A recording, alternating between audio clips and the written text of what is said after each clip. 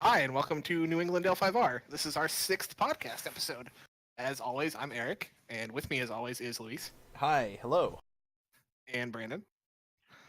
Hola. And that's all we're going to have for now. Derek may jump in at some point. We'll see. We're doing it live. Let's talk about the recent event that just happened this weekend that Brandon was at. Yeah. Oh my gosh, it was so great. What was the event, Brandon? Oh, yeah. So we hung out at an airport for a while, and then we hung out at a different airport for a while, and in between those two airports was World. And how'd Worlds go for you? Well, I had a fantastic time. I made it to top 64 despite a very nasty sinus infection on the day that I had to play. And I met a whole bunch of people, hung out with a bunch of people that I've known from the tournament scene at the Atlanta Cote, PAX Unplugged, and Gen Con. And it was fantastic. And I made the front page of Fantasy Flight's website playing a game that I had only played two times.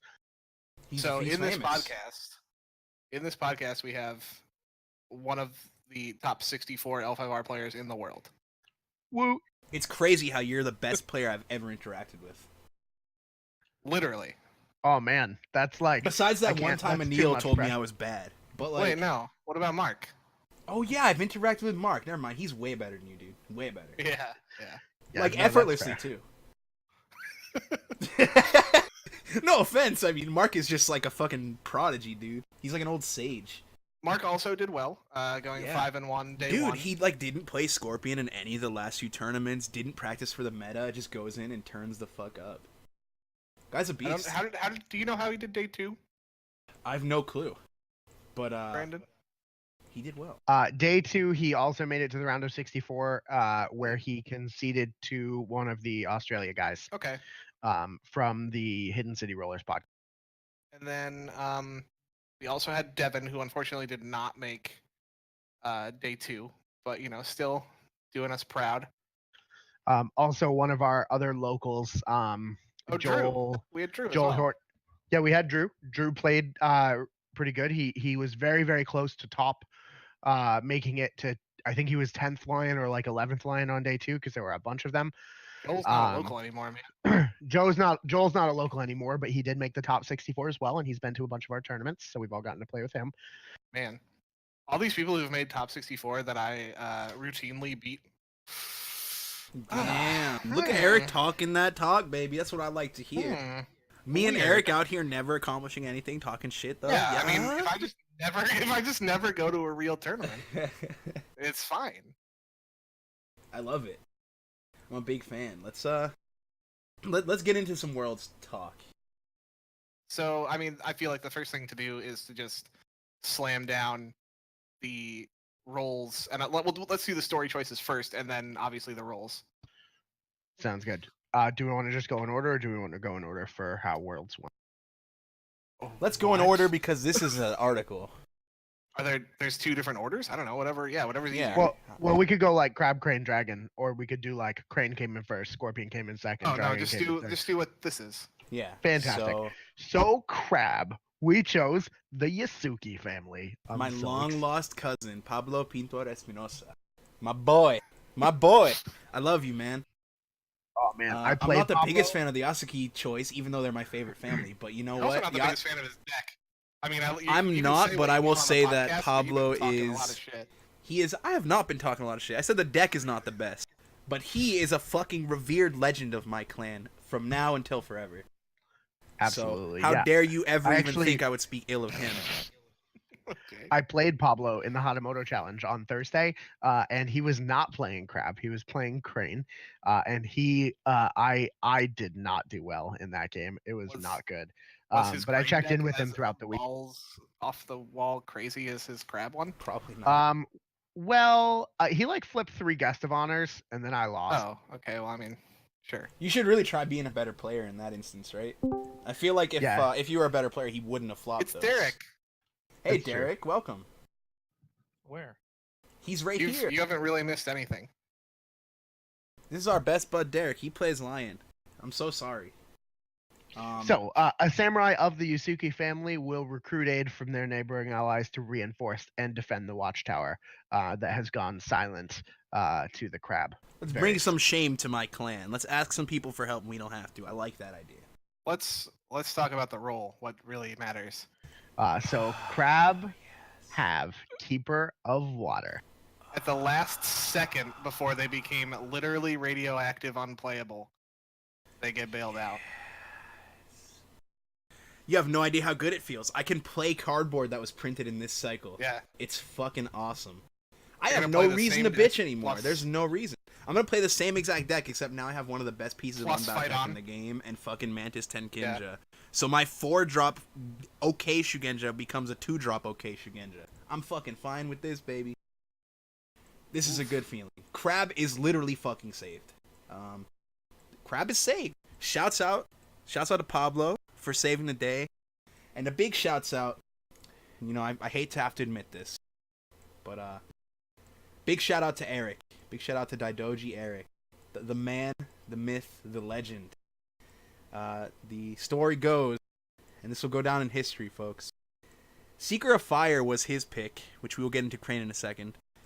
He won, chose Seeker of Fire, but it was actually his secondary choice. His first choice was going to be Seeker of Void, but he knew if he took Seeker of Void, that Kingsley, that absolute bitch-ass motherfucking dragon player, fuck you, would have taken Keeper of Water from Crab. And Eric, in an honorable moment of self-sacrifice, said, I could not do that to the Crab. Look at this shit. This is a tribute to him. God bless this man. Kingsley, you're not actually a bitch. I'm just giving you shit. But I would have been pretty sad if Crab didn't get Keeper of Water. I mean, literally would have been near radioactive, unplayable. Yeah, I absolutely would not be playing the clan. I'd be playing some Red Boys. Yeah, I'm excited. I think I might finally take Crab to a tournament again. Like, what does that even mean? You tell me. It means that our fucking clan is finally good. Like, Well, I mean, let's not. Again. It is good again. They're playable. They're at least playable, and a lot of people are feeling like we're tier 1 again. And, you know, I haven't tested enough to say, but I will say that Fight On is instantly the best card in our absolutely garbage conflict deck, and that's a good feeling. I mean, everything changed, right? All of the roles that were like the established meta decks are gone now, so who knows where we will go. We in the can coming run weeks. Upholding Authority, dude. We can run the default province row. A lot of people take it for granted, but listen, we couldn't do that before. We were on the sub-default province row. So what's The the next core default. So next clan? The Crane clan not only got to pick the Kakita family to protect Doji Hotaru's husband, to go Uzudobu. meet with the Kitsune, and they because Daidoji Eric won, he got to choose specifically which character is going to do that, and he chose Kaizen, which not only means that we're definitely going to see some sweet Kaizen fiction, but that means that he's not still stuck with the lion, Dude, which was the last time he was We're mentioned gonna in the see fiction. some fucking sweet jailbreak fiction. It's gonna be like Escape from New York. Kai's Pliskin, dude. It's gonna be fucking awesome. Kaizen and Asami are gonna like definitely pull like some sort of jumping off the tower into the snow, Ramsey / Sansa The non. Kakita Kaizen experienced hopefully will be better than Kakita Kaizen the first. Oh, so you think we're gonna see him in Children of the Emperor now?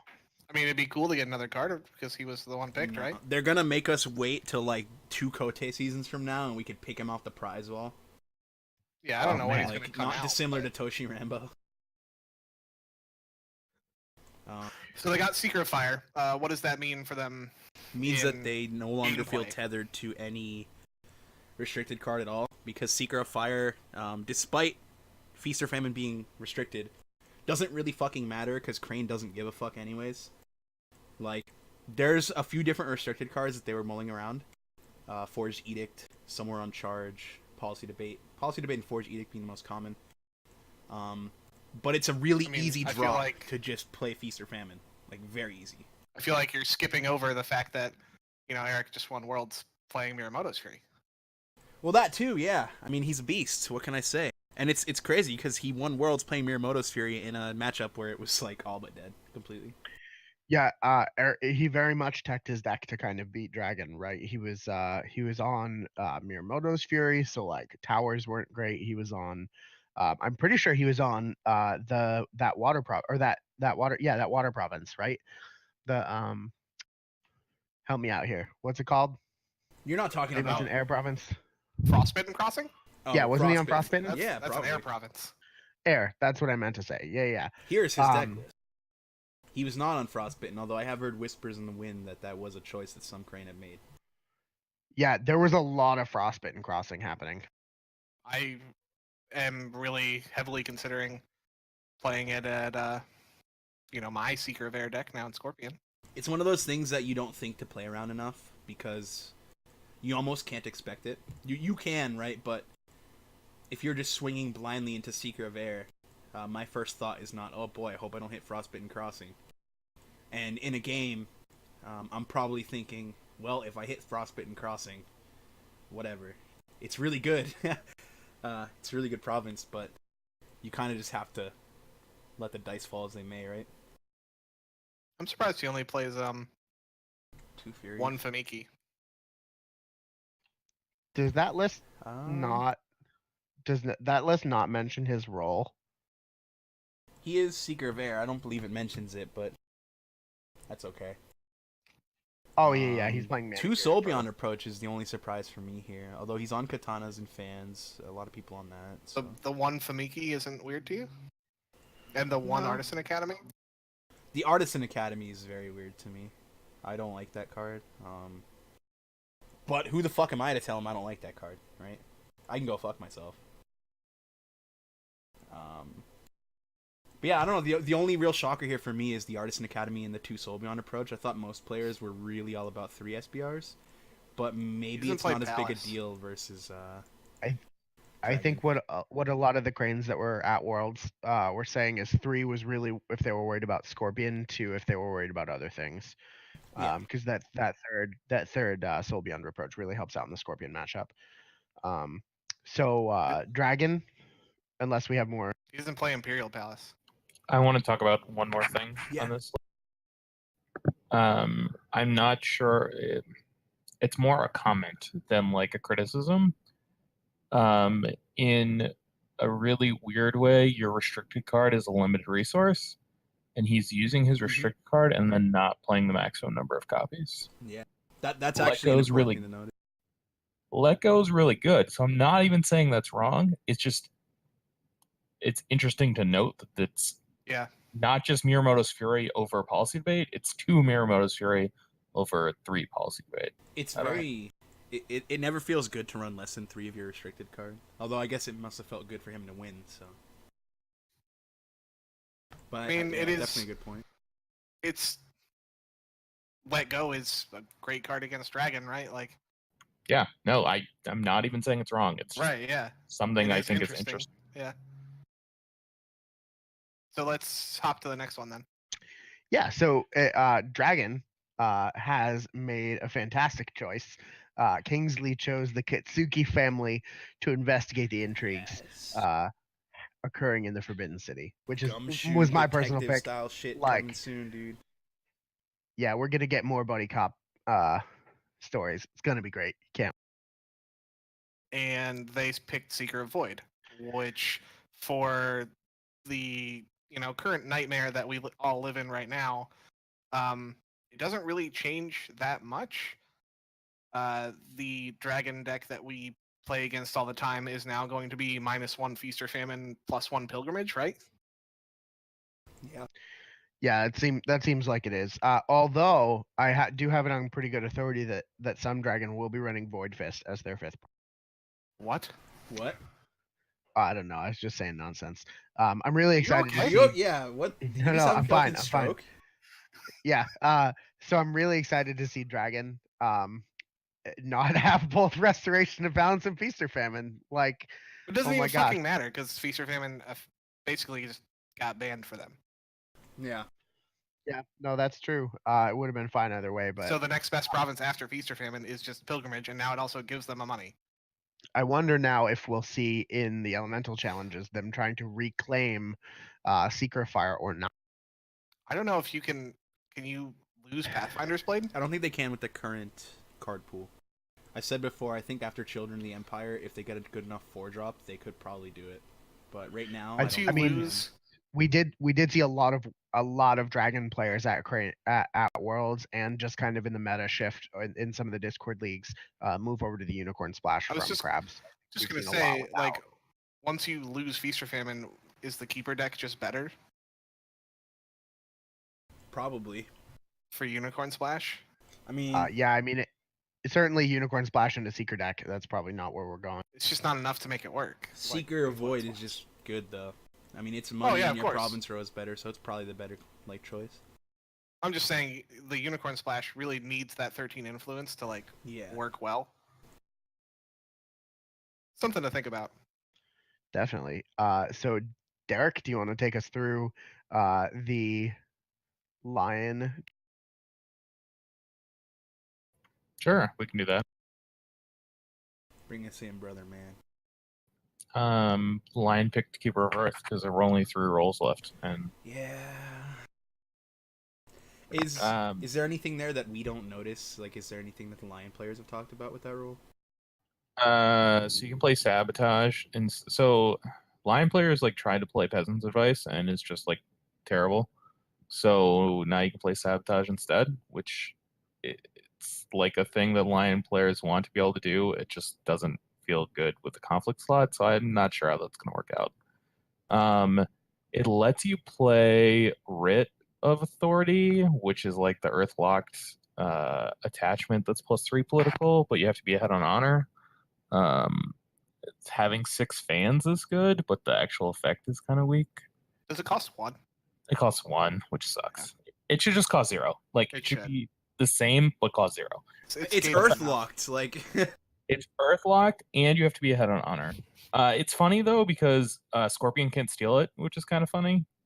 So that is funny. That's because they steal it and it just goes away. Lion. Okay, so Lion talked about going Seeker of Water. It wasn't taken yet. Lion picked before Uni. Uni picked last. So a lot of Lion players wanted to go Seeker of Water, and I think that we collectively decided not to because the role is not heavily contested, so we could probably get it later. The card pool doesn't feel quite developed enough to want that role because the second Water Province is like not that good for Lion, probably. The first one's like amazing. Right? Yeah, you have to play Rally or something. Rally on box. So you can't play it on your box though because you have to get the 2 money. So it doesn't have to. Yes, you do. you don't have to, but like it's a big part of it playing it. So like the card pool feels like it's not there, and then the other reason is Lion kind of valued having access to both. There's like some rumors about some cards that would be good in Lion that they need access for both. Sorry.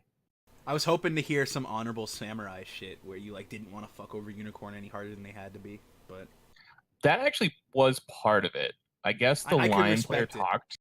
The Lion player talked to the Unicorn player, and I guess like convinced him to pick Seeker of Water before he picked. Because I guess the Unicorn player like wanted another keeper role because Unicorns like only want keeper roles forever. Yeah, you just never know what's coming out soon. Yeah, I think it's just better to have access to 2 elements in both types. I think it's particularly important for bottom tier clans like Lion and Unicorn because you need so much room to be able to brew and test everything you possibly can. That sounds right. And speaking of honorable samurai, the Lion chose the Kitsu. Best choice. Which is fantastic. Yeah, maybe totally not the best choice. But I was happy. I personally would have picked a Kodo just because like I'm a Kodo fanboy, but he picked Kitsu because there's no old 5R line champion who's a Kitsu, and also because he wanted like more Kitsu cards in the clan, which I can get behind both of those things. So the story ramifications have the Lion getting guidance from the recently departed. That's how they worded it. And I would be willing to bet anything that the story is going to have some awesome Kitsu talking to Tori's dead brother. Arasu. Yeah, I'm like, I'm like certain that Arasu's going to be in the fiction, because I don't like who else could it possibly be. Yeah. So like basically no matter what, I think that As long as it wasn't the it was Matsu, right? yeah, I didn't want Matu. Like any of the other ones were fine. Are you happy with the role? I am. Yeah. I like that we have access to Keeper. I like Earth because Earth doesn't have a lot of impact on the board, but it does kind of have an impact on conflicts, assuming that your opponent doesn't have 400 cards in hand.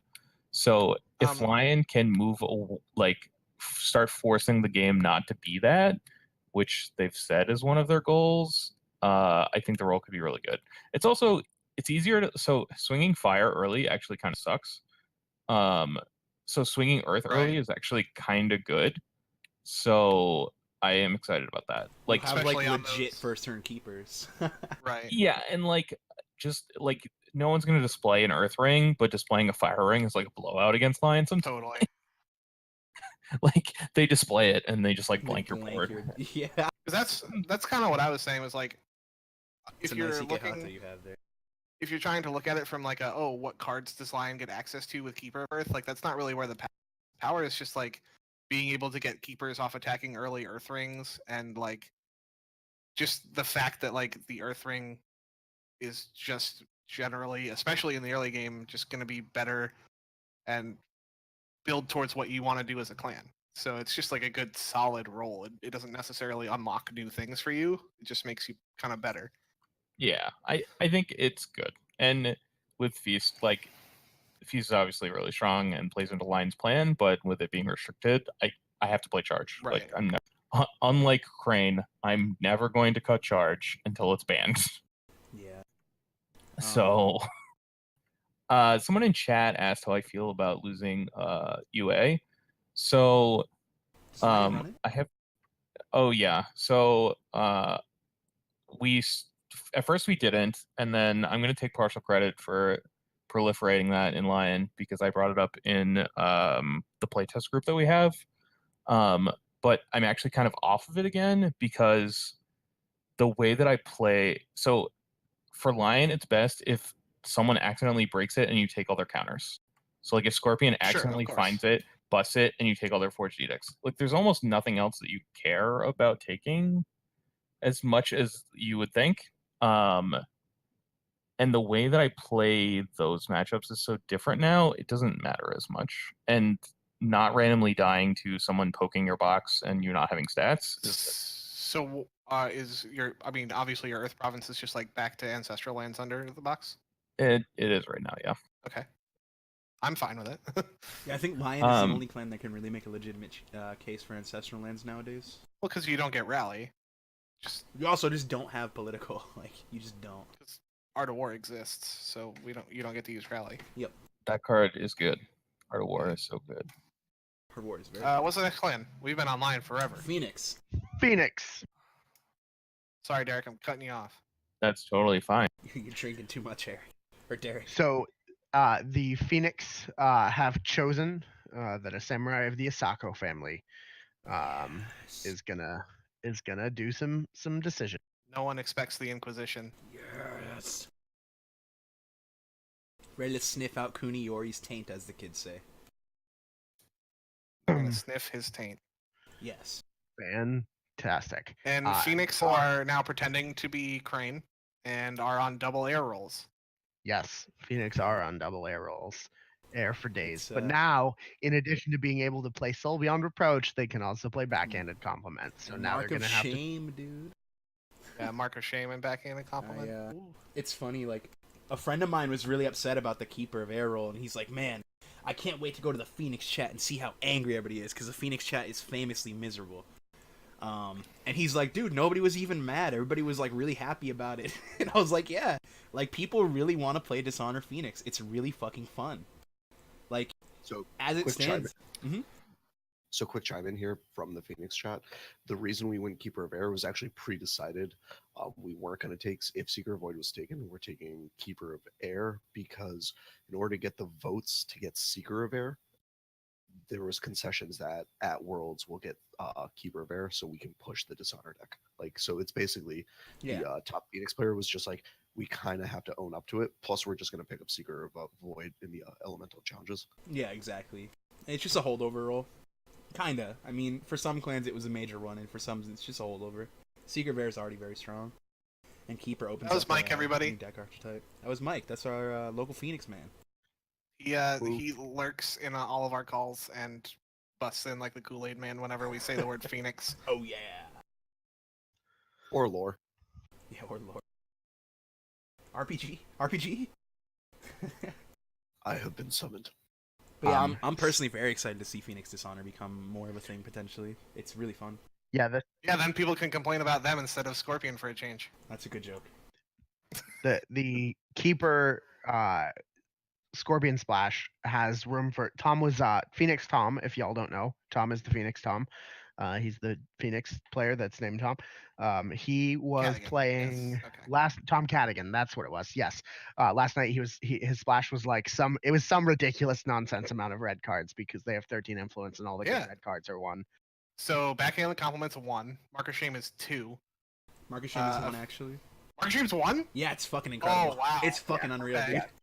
The doors have been flung wide open. Oh yeah, it's fucking crazy. Like you just That's get instant 6. value from that for 2 fate. It's not that bad. Even if you wanted to do 3 of that, that's only 6. A Fate Worse than Death is 3, which obviously is a lot. Before Edict's only 2. Yeah. I had tested Forge Edict before the cycle. I don't know how many more courtiers they got, but it was very rough. But regardless, like they have a lot of fucking cards they could try now, especially like the Scorpion pack came out. They could try stuff like Collector. It's not so much how many courtiers do you have, it's how many edictable courtiers do you have, because their glory is so high that you just potato your own guys. Yeah, you feel terrible when you have to edict. It's nice having a cancel, like. Yeah. But it didn't feel good. But that could I think change you can play 2. I mean, fuck it, I'm going all in on 3 personally, but I'm crazy. Scorpion. Do you, bud? I have one more Phoenix thought. Yeah. Ooh.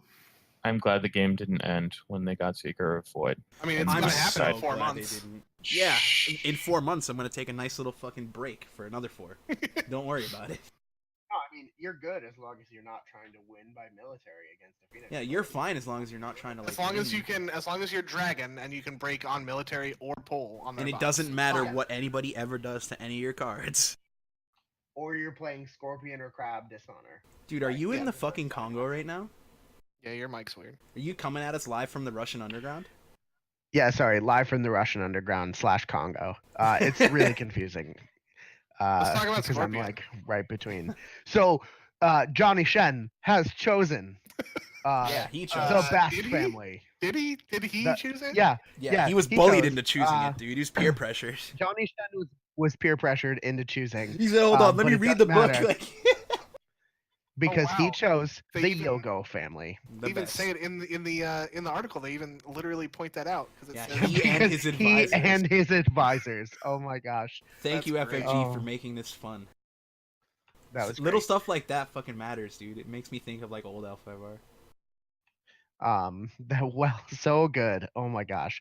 So he's chosen the Yogo family, which means we're gonna get some more sweet Scorpion lore. Can't wait. Junzo? Question mark 5 times. Whoa. All I'm saying is but- the Maze of Illusion is by Yoshi's Labyrinth. The most important thing, Johnny Shen saved the Scorpion clan, doing well enough to give us secret. us. Back up. Okay, Can I'm I have sorry. your crab Who- NEL5R who in mat yet, this- dude? No, who in this chat is a top 64 world Scorpion Oh my player? God. He's a beast. Brandon's the best player here. It's objective fact. We can't argue with him. Everything he No, says from here on that's- out is law. That's not at all okay. Okay, Objectively Brandon. the best player. Brandon, the Scorpion player. Why are you so happy about this role? I'm so excited for this role because it means that we can finally play 2 really good air provinces, and then we're gonna be able to have 50 fate instead of just like. And you're always That's what going to you're draw excited duty about? instead of sometimes. That is not what I'm excited about. I mean, that's partially what I'm excited about. I mean, I suppose if you want to get super technical, then yeah, we can finally play Marco. I'm excited You for could all play the kill cards that say spells. air. I'm excited for all the cards that say air roll only on them because they're Yeah. fucking really good. You can play kill spells. Yeah, we can. This play is L5R. They shouldn't exist. I'm definitely going to From the Shadows and Aramoro and then Soul Beyond reproach him. You know, Crane Splash is probably a lot more real now, although I'm not sure. Crane Splash is super real, but even if you just stick with like your normal dragon deck and slam in some Marca Shames, like if you just do that and then your pilgrimage becomes another air province, I feel like the deck is just better. Like all you have to do is slot in a couple Mark of Shames, change one province, and the deck is even better than it already was. Mark of Shame is so fucking good, dude. I remember I think when people first saw that, it was like, oh, it's 2 Fate, like it's a lot, but like nobody's gonna fucking let that go, and it politically blanks all but a few characters in the entire game. Like it just kills people. I mean, even if they let it go, it doesn't matter. The damage. You're gonna let it go for one pull. Like exactly. Like it's not a let go target, but you're already fucked. Like it you just have chunks to accept people. It. If you Mark of Shame my Shuichi that for some ungodly reason I would buy against Scorpion, then I literally just have a dead guy. Like you killed him. You threw him off the bridge without even having to use normal set. Yeah, classic. Yeah. I can't wait to try throwing some people off bridges playing Scorpion. Yeah, I mean, it's horrifying. Probably the first thing I'm going to be trying is like playing Scorpion, my standard Scorpion deck, plus Soul Beyond Reproach, plus Mark of Shame, plus Noble Sacrifice. Yeah. So you're going to be playing the Crane deck with the. You're going to be playing Kill card. Scorpion instead of Kill Crane. Yeah. Yeah. That's probably the first thing I'm going to try. I hope that's not as good as we think it is, because it's really scary. People always talk about wanting like more kill spells, but I don't think they do. I don't think they realize what that means. I don't know if it's going to be really like all that great. I mean, it's pretty hard to compete with Scorpion already being as aggressive as it is, but I think that the economy is actually going to be what drives things. I mean, we saw people freaking out last year at Worlds where we didn't get the keeper role and everyone was so mad at Mark because he chose Seeker of Void. It's crazy how he was playing 5-dimensional chess and people were mad at him. Yeah. And he was like the most right person that's ever lived. And like this year, of course, we had our own share of drama with #CensorGate, but we'll talk about that in a couple minutes. We were Seeker of Air before Worlds last year, and I honestly liked it then even more than I like Seeker of Void now. Yeah, it's money, dude. When Manicured Garden flips, you just literally nut. Yeah, I mean, oh my gosh, not even like Manicured Garden's great. Like Fertile Fields though, good lord, Fate and draw a card. You're never not drawing duty now. You thought there was gonna be some games where you didn't, but that's a good joke.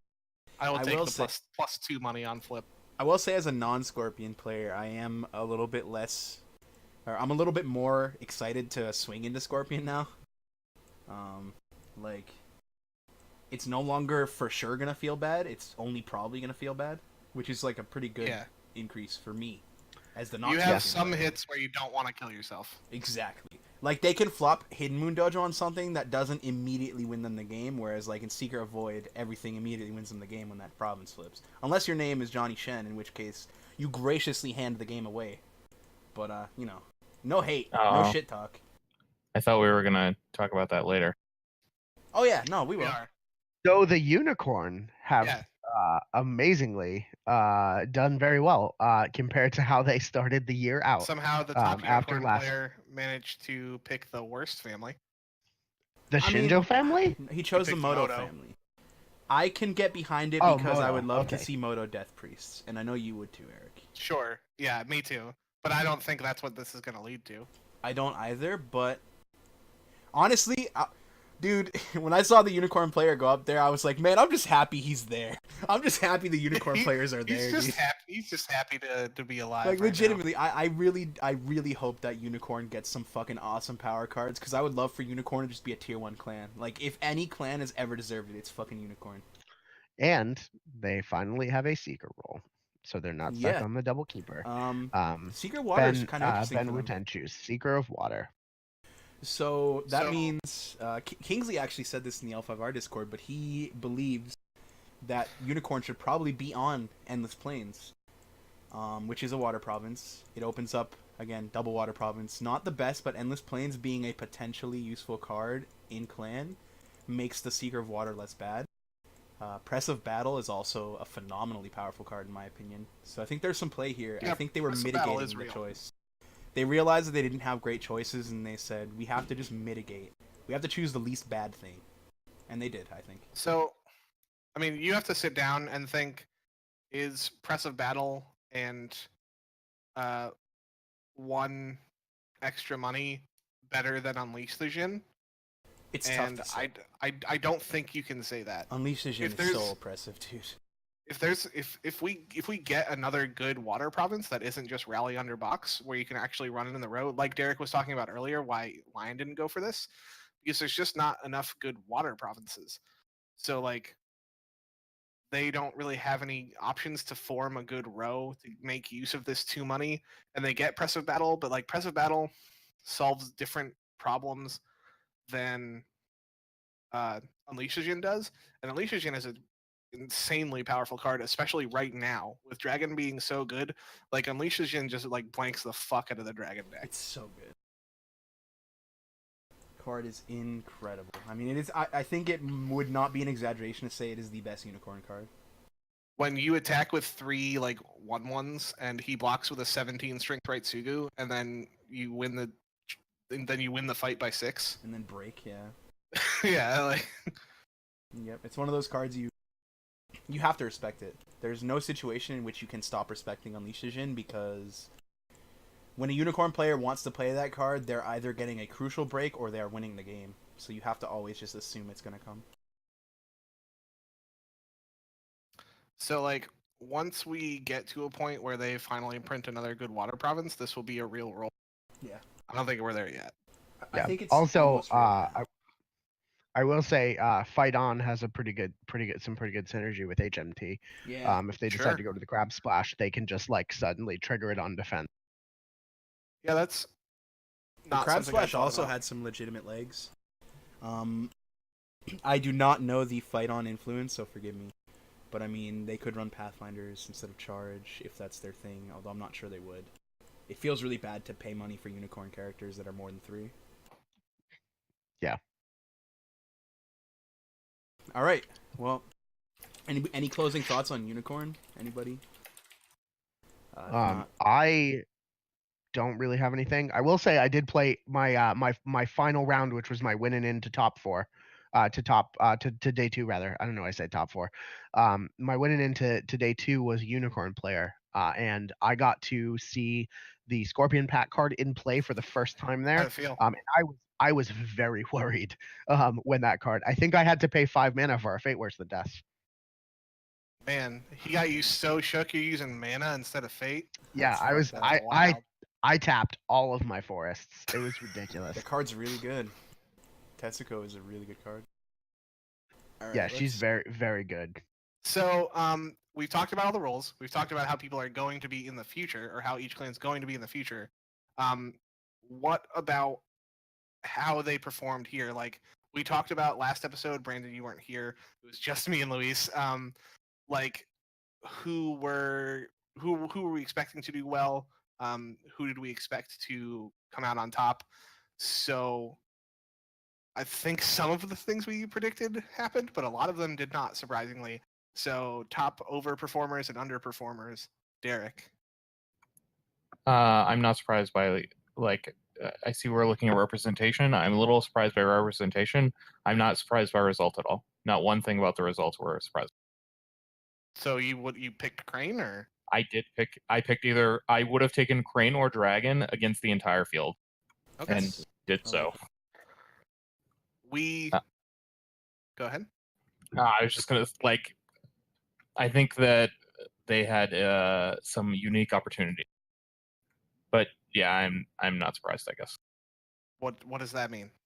I just thought they're better against Scorpion than some other clans. I thought there'd be a lot of Scorpion, so maybe they could cruise in there. They're not well positioned. Crane is absurdly well positioned in the meta. I think that's something we kind of touched on. Yeah. Although I did say, and I think we kind of generally agreed on, besides Derek, because Derek, all credit to him, he definitely did call this shit. But I think me and Eric were in agreement. Smart money was Dragon and then probably Scorpion, but Crane took it all. Yeah, I said Dragon, Scorpion, Phoenix, Crane in that order are clans that I would pick to win. Yeah, I think looking back hindsight is 2020, but I think looking back, we could say like, oh, we were kind of not looking at the big picture enough because Crane is clearly really fucking good. I can say with confidently, overperformers of the tournament was the crab deck, and underperformers where we both thought Unicorn was going to do a lot better than they did. Yeah, we both thought Lion and Unicorn would actually get a top 16. I think there was one Lion top 16. I believe there was. It was the Dishonor Lion, so you know how that goes. Yeah, we had a Lion player who was running support of the Scorpion go 5-1. Yeah, he was on stream day one, which was dude's a monster. I think that can lead into just a quick aside, sorta, or should we say this for later, Eric?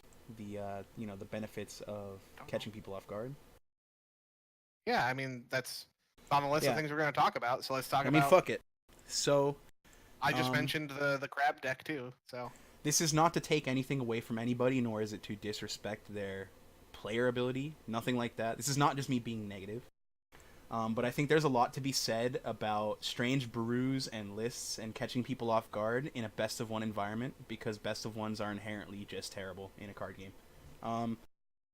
In particular... In any game. Yeah, in any game. And I don't think... And Derek can... I want Derek to give his thoughts on this, because I don't want to say something wrong about a clan that is not mine. But I don't think anybody is here to debate that hard Dishonor support of the Scorpion Lion is like some meta shattering new shit. I do believe that the player was an absolute beast. I think he was a fantastic fucking player, but I also think there's no small part of that is just you don't fucking play around that when you face Lion. If you see them having 4 Fate on board, you're not like, oh, he's gonna Fate worse than Death Me. It's just not correct to play around that card against Lion. And I think I would just say for sure, it's not the first time we've seen a deck like that do really well. The Lion Challenger at Gen Con was playing a similar deck. There was a Lion top 8 in Atlanta that was playing the Scorpion Splash for like the cancels and the heavy courtier game. It's certainly something that Lion seems to repeatedly. It sounds like you're arguing against Luis, but I would say that you're really agreeing with him, because what we're trying to say is... I'm definitely agreeing, for sure. There's brews at almost every big event, and I really feel like that's a symptom of like this best-of-1 format and one card winning the game sometimes. Like these games are super swingy, and a lot of games are razor's edge, and not playing around these things, like not knowing that your crab opponent is gonna hurricane punch you, like.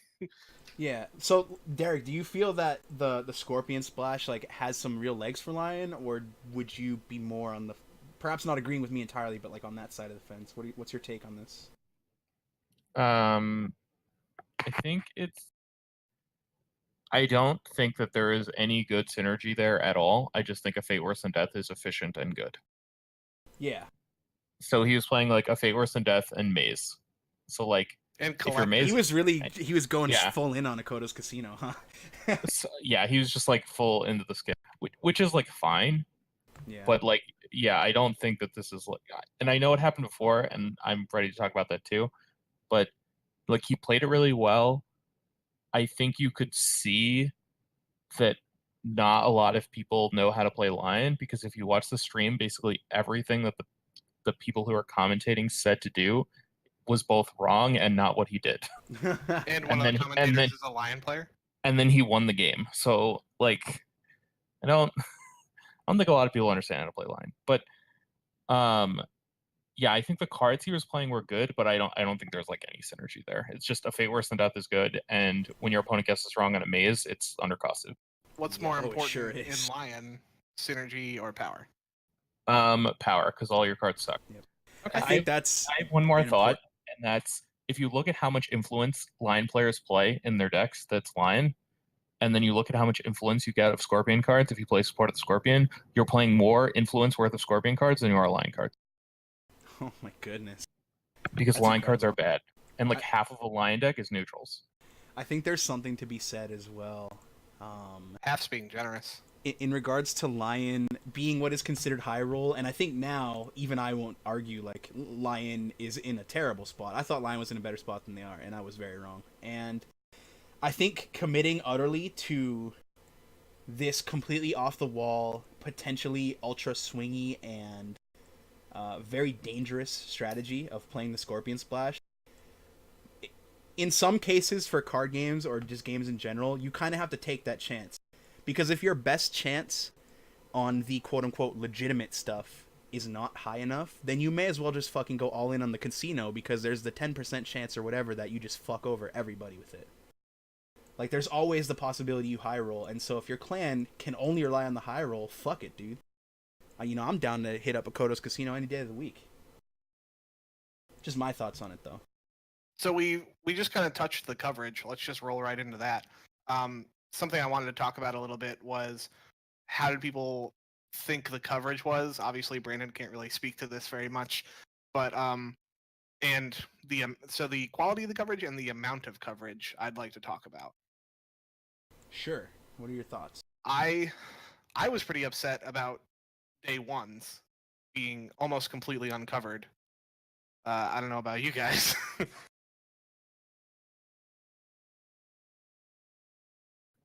Oh, you did. Yeah, I was at work, so I don't even. I mean, so was I, but like I went back and watched the VODs, and there was 12 rounds of day ones over the 2 days, and we only got to see 3 rounds of the first day one. I know day ones aren't really flashy or whatever, but like Game of Thrones got a whole day and a half, so. I kind of missed everything about day one. And day one, it felt like I was super in the dark, even trying to keep up with Discord, like how are the crabs doing. But I heard, it was basically hearing everything through the grapevine. Like, oh man, fucking shouts out to Mosey. Mosey's crane splash made it to day 2. There was a secret of Earth crab that made it to day 2. Like, it's pretty crazy. You just hear it through I followed the event through the Lotus Pavilion postings of the events themselves, which I just don't think is acceptable for Worlds. Yeah. I mean, I think it's also a matter of, like, logistically, what are they able to do? I guess they did it for Thrones, but, like, Rings is, despite how close-knit the community is an exceptionally small community in the grand scheme of things.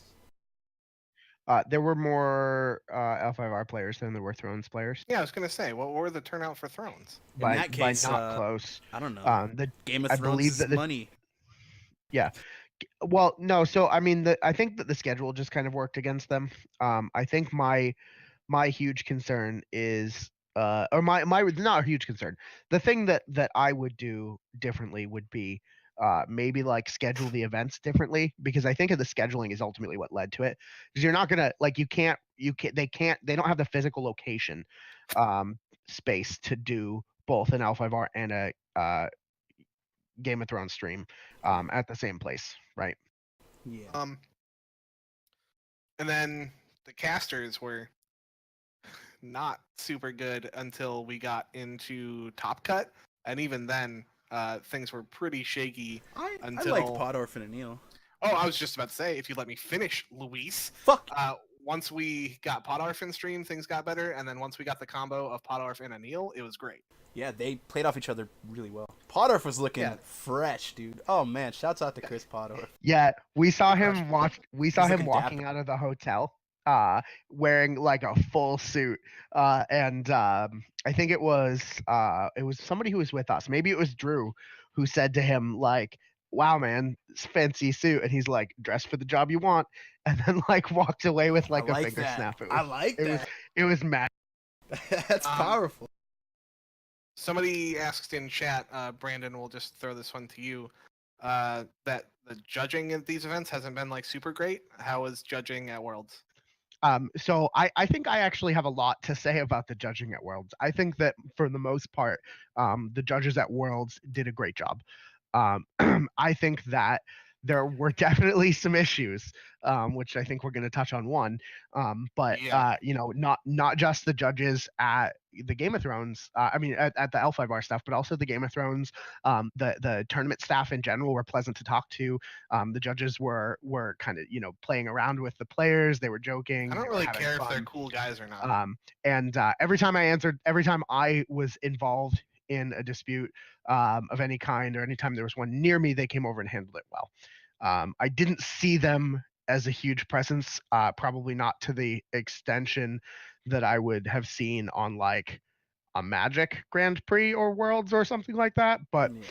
you know, I mean, they've the got judges, such an infrastructure set up for MTG. yeah, for having no infrastructure or support, they were great.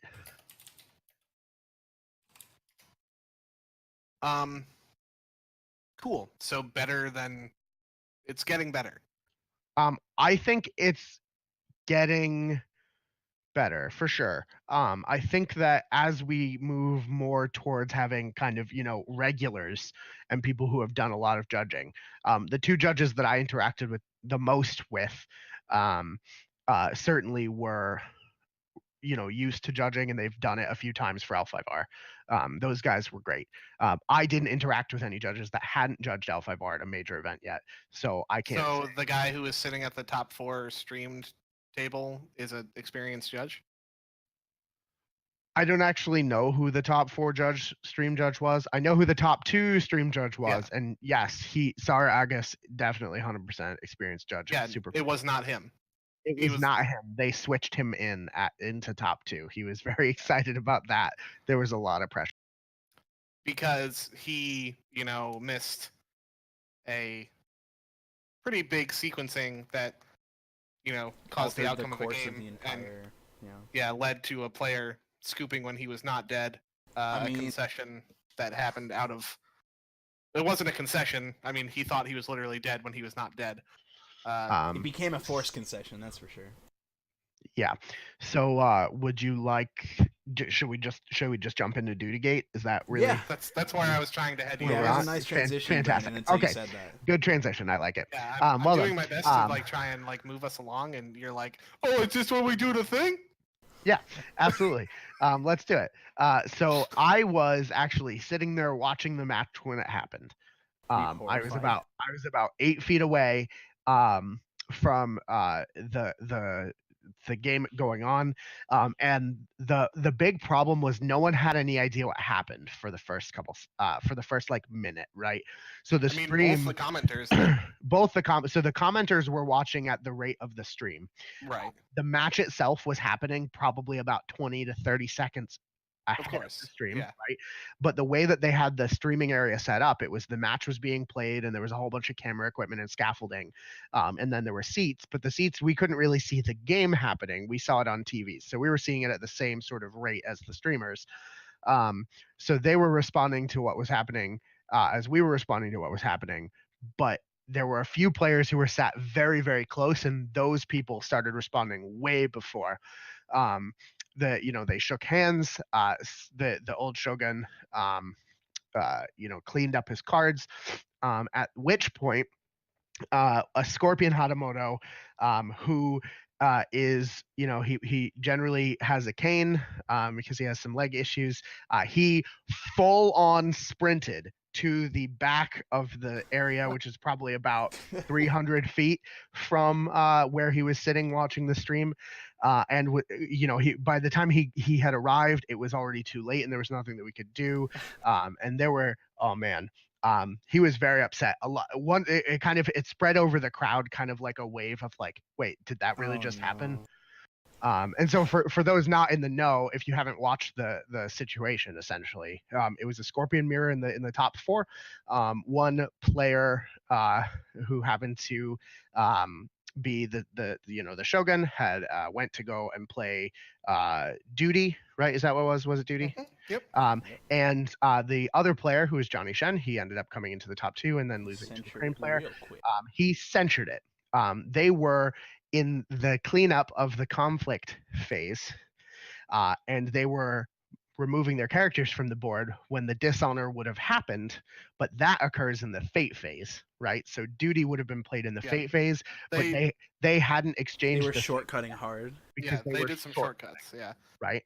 And the judge that was sitting there did not notice. Just sat there with a blank look on his face while I was screaming, "What are you doing?" It's funny because at one point they forced a Quesada trigger because, again, Quesada is not optional, but they didn't catch censure being played outside of the favorite. I'll point out that was a different judge.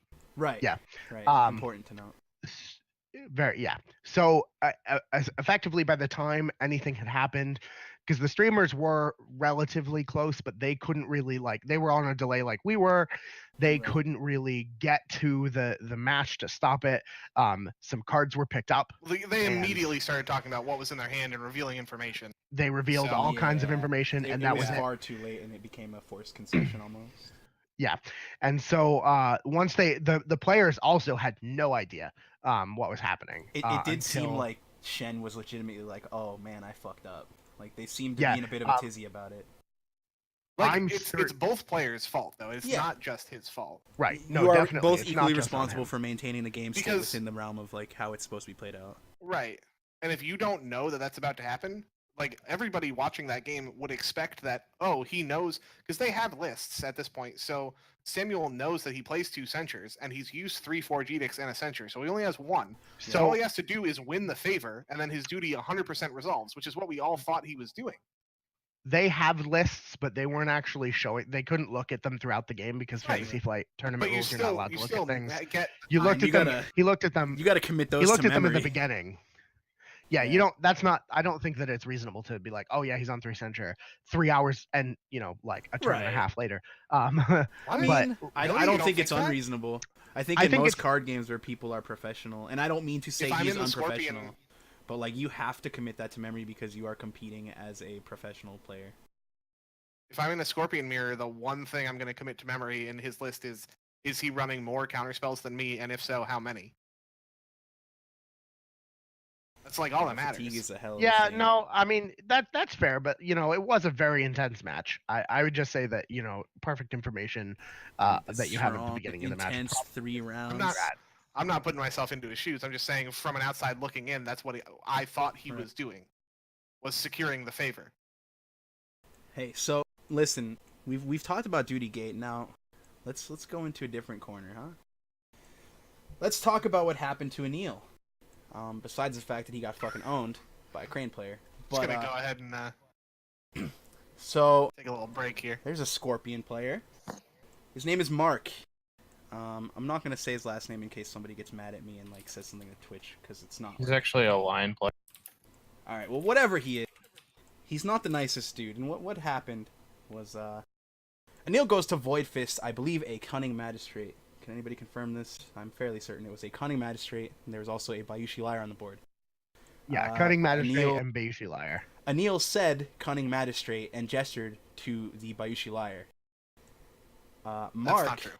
is that how did this go then? What am I misremembering here? He said I play Void Fist and then gestured at the liar. Or he put his hand on the table, but which kind of looked like gesturing at the liar. Okay, so the card had not yet resolved regardless. And because he gestured at the liar, however vaguely or not vaguely, Mark tried to have Anil commit to playing the Void Fist on the liar. Although, again, Anil had not chosen the target yet, like explicitly, and had not resolved the card. This naturally being absurd, as you cannot tell somebody how to resolve their cards, led to a thing. And the head judge had to be called over, who promptly said, "Dude, what the fuck?" He didn't say that verbatim, and allowed Anil The to head choose his judge target. being Tyler. Yes, the head judge being Tyler. There's two ways you can look at this. One would be the devil's advocate way of angle shooting, where Mark had lost the game, and he well and truly had lost, and his way out was to attempt something like that. The other way you can look at it is, Worlds being like a large venue, there being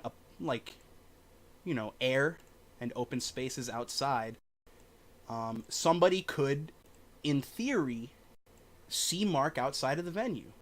I'm not saying I would do that, but I'm saying somebody wouldn't be wrong to do so, because he probably deserves to be bitch smacked for it. But Eric, what's your take on this?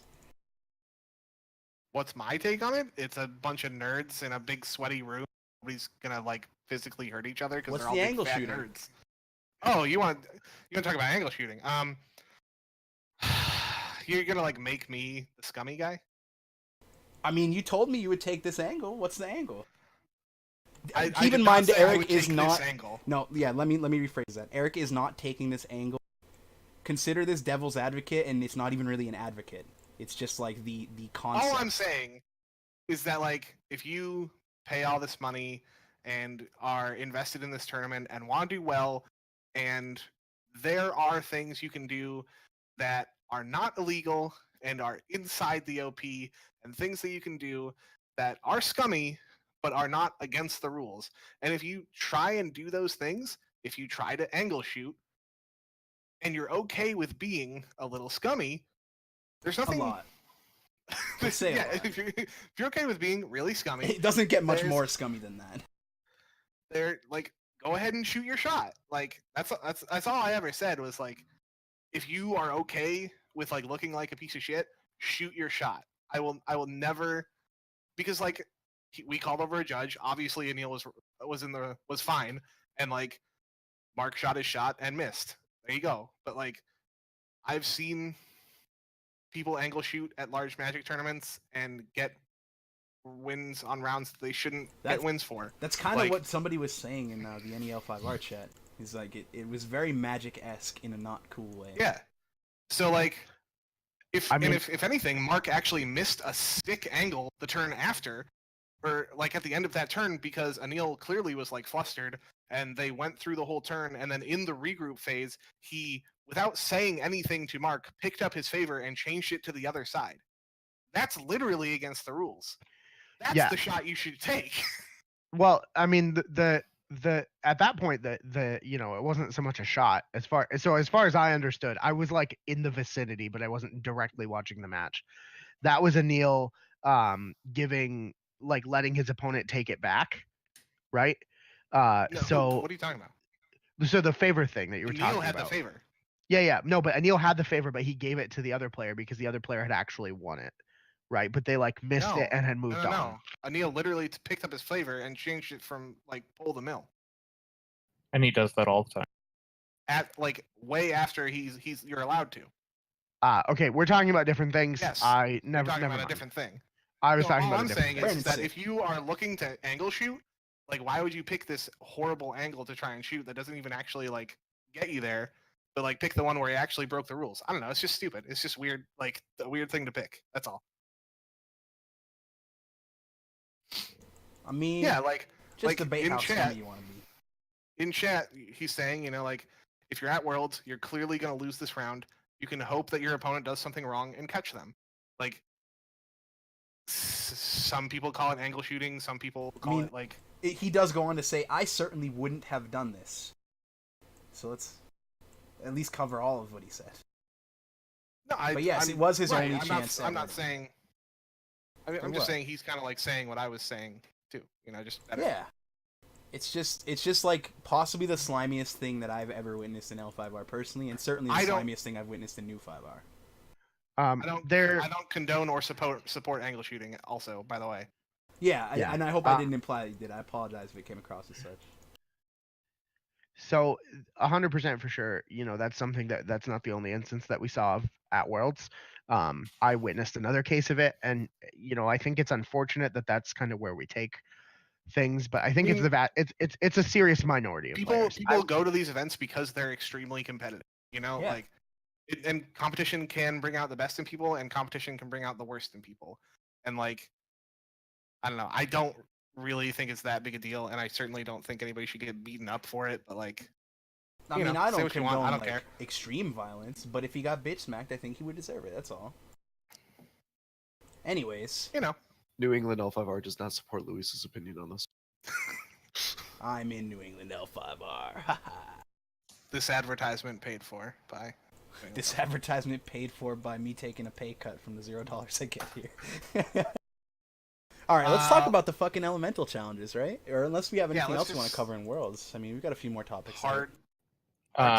Anything else? Yeah. Yeah. Anything, Derek? We should talk about the final. We should talk about the final. That's a good idea. Great. The Scorpion player won immediately and then punted into outer space, and then knew he punted into outer space, and then tilted off the planet and fell into the void. Yep. He won. The card that he flipped was broken. It was like super degenerate. I'm glad it was in front of everyone, and I'm disappointed that he lost the game because bad players are going to say, "See, it's fine. It wasn't fine." It ruined the game, and then he screwed it up in a way that's hard to even understand. It was you very guys much say it's like fatigue-related. hard to understand and silly to say, but like there's no way for me to say No, this without I get what sounding you like mean. I'm dick riding. But like I watch a lot of Johnny's games. Like whenever he's playing on Jigoku, I watch a lot because he plays how I play. Like I've based a lot of how I play off of him, and the amount of times I've seen him put a cunning magistrate into a conflict where he has a dishonored guy is outstanding. This is not a thing that he did only once. He does it all the time. Okay, so he should have learned his lesson before now. Absolutely. I'm just saying, like, And the other thing, like, people are focusing on that because that was like the obvious blunder, and then it kind of turned. that was like But the he made first punt. he made like 4 play mistakes after that, and if he doesn't make Yes. like one less of them, he probably still wins. Yeah, It was unreal to watch, and I'm so sure far that was ahead. like I'm sure the rest of it was tilt, and I get that like tilting is awful, but the only reason he lost that game was he made like 5 play mistakes in a row, and it was like hard to watch. I agree. Watching that game at my local game store, Game Nights in Gardner, Massachusetts. Hey. So we were watching that, and I remember thinking, and again, with all due respect to Shen and Eric, both fucking fantastic players, but I remember thinking like 2 or 3 rounds in, wow, there's no end game for the Crane player here. Like there is not an end game here. He doesn't. It's win resolved this. back to back to back guest of honor. But yeah, and Even then, you're he so got far behind. he went so deep into the game, he didn't get any, and it was like, well, that's that. And if he finds one, this cloud sticks. Right, because like- he wasted all 3 Legos. Right. So I remember thinking pretty early on, like, yeah, there's no end game here. It's like an hour and 15. Nobody's broken anything. It got to the point where it was like 30 minutes left, I think, and I was like, he doesn't even have time to win on breaks here, and he shouldn't win on a duty cancel, because like it shouldn't have been able to happen. The time limit for the end is so stupid. It was strange because I think they It's so wanted people to actually blatantly- break, right? Right, They were like, it's just yeah, it's so gonna be a real blatantly- game. It just so blatantly favors like certain clans. It also blatantly admits that 1 hour is just not fucking enough. Like, That's true. They're just straight up admitting, like, yeah, we need to do 2 hours for this so we can get an actual resolution, and then they fucking barely did. Like, it was like, what, 30 minutes or less left? Like, Yeah. because you give players enough time, they're gonna take it fucking slow. And they're not slow playing, they're just gonna make sure they don't make those mistakes. Sometimes it happens anyways, but... I just remember thinking that there's no way the Crane player has an out here, and it turns out the out was colossal misplays on the part of the Scorpion. Yeah. Turn 2, he flips HMD in a middle province, and it's basically like you gotta find a Yeah. guest really quick just to like It's- get back into the game. The fucked up part was it was on upholding, Yeah. and Eric still Best didn't case want to break scenario. it though. Like he still was like, Yeah. "Fuck, I can't break this." Sometimes, like there were times where he had If to you- fucking abort if you- mission. If he breaks it, he loses 3 voices. Yeah, I think he realized that his out was to cancel duty there, and he played into it. I mean, it worked. He played the absolute best L5R he could. It's just I don't think that Yeah. discussing this doesn't It was change. really- anything, you know, the misplays It was really happened, so he won. disappointing for me. Really disappointing for me. I as soon as I see that HMD, I'm like full mast, you know. So I was pretty blue balled by that. Yeah, final, but- everybody in the store saw HMD and goes, "Well, it was a good grand finals, and it was like fucking round 2." Yeah, no, literally round 2. Yeah, can't wait for him to restrict that card. I'll- Anyways, Would I play one HMD for GX? probably not. I don't think I would. Yeah. Yeah, no, definitely not. Anybody else? Closing thoughts on Worlds before we get into the EC stuff? I mean, I would just say that, you know, I think that they're both amazing players, and I think that after the grind of the day that it was, because at that Right. point it was like 7:30, 8 o'clock there. Maybe I'm a little off. No, I think it was actually about. It was about. I mean, they had been I think playing the for, final like, started fucking at 8 7:30. hours. Right? Yeah, so Johnny Shen did have a bye in the first round, but we had to show up at 9:30, so he had been Yeah. there for almost 10 hours at that point. I think that certainly some play mistakes are definitely going to happen at that point for sure. I think that if anything, maybe cutting down some of the time on the day 2 might be a little better in the future, but I think it was a good game. Certainly there were play mistakes, but what you gonna do, right? Only Just so much tossing that this can out be here. done. Just tossing this out here. Right hand won the first year, left hand won the second year. Oh God, the underhand will have to win next year. Or maybe Good they've job, Eric. already won both years to begin with. They may as well have, considering how much people fucking hate them. So, let's get off of Worlds. Let's go to get EC. From the past to the future, yeah. So we have this new cycle of tournaments replacing Kote's at conventions, which I am super fucking stoked for. I was a big baby and boycotted the first season of Kote's because they were going to be housed in these conventions that I didn't want to go to. And I finally gave up and I'm going to one of those conventions to play in a Kote, which I'm still upset at myself for. But thankfully, they've announced that they're going to stop doing Kotes at conventions and instead we get elemental challenges. So, Hashtag come find us at PAX. what do we get catch your boys in elemental challenges, Luis? So, participate in a 2019 Elemental Challenge and you will receive 1 copy of an Extended Art Bonsai, so Full Art Bonsai, as well as 3 copies of 1 Extended Art card tied to the element of your choice. Air will get Mantis Seafarer, Earth will be Sabotage, Fire gets Imperial Librarian, Water gets Mantis Tenkinja, and Void is Awakened Tsukunogami. I think the big winner here is obviously everybody, because getting Full Art Bonsai is really cool. Yeah. I'm excited to get Full Art Tenkinjas because they'll probably see a good amount of play in Crab now. It's not a bad card. But in general, it's nice that they're doing some unique stuff for the ECs. And again, that Full Art Bonsai, I'm going to be like hawking people and trying to buy theirs the entire time I'm there.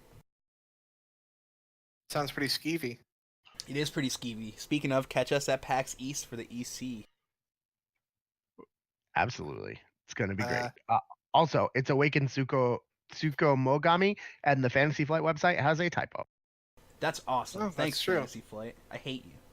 Yeah, the intern that wrote this article is. Thanks for buying my favorite game, right shitheads.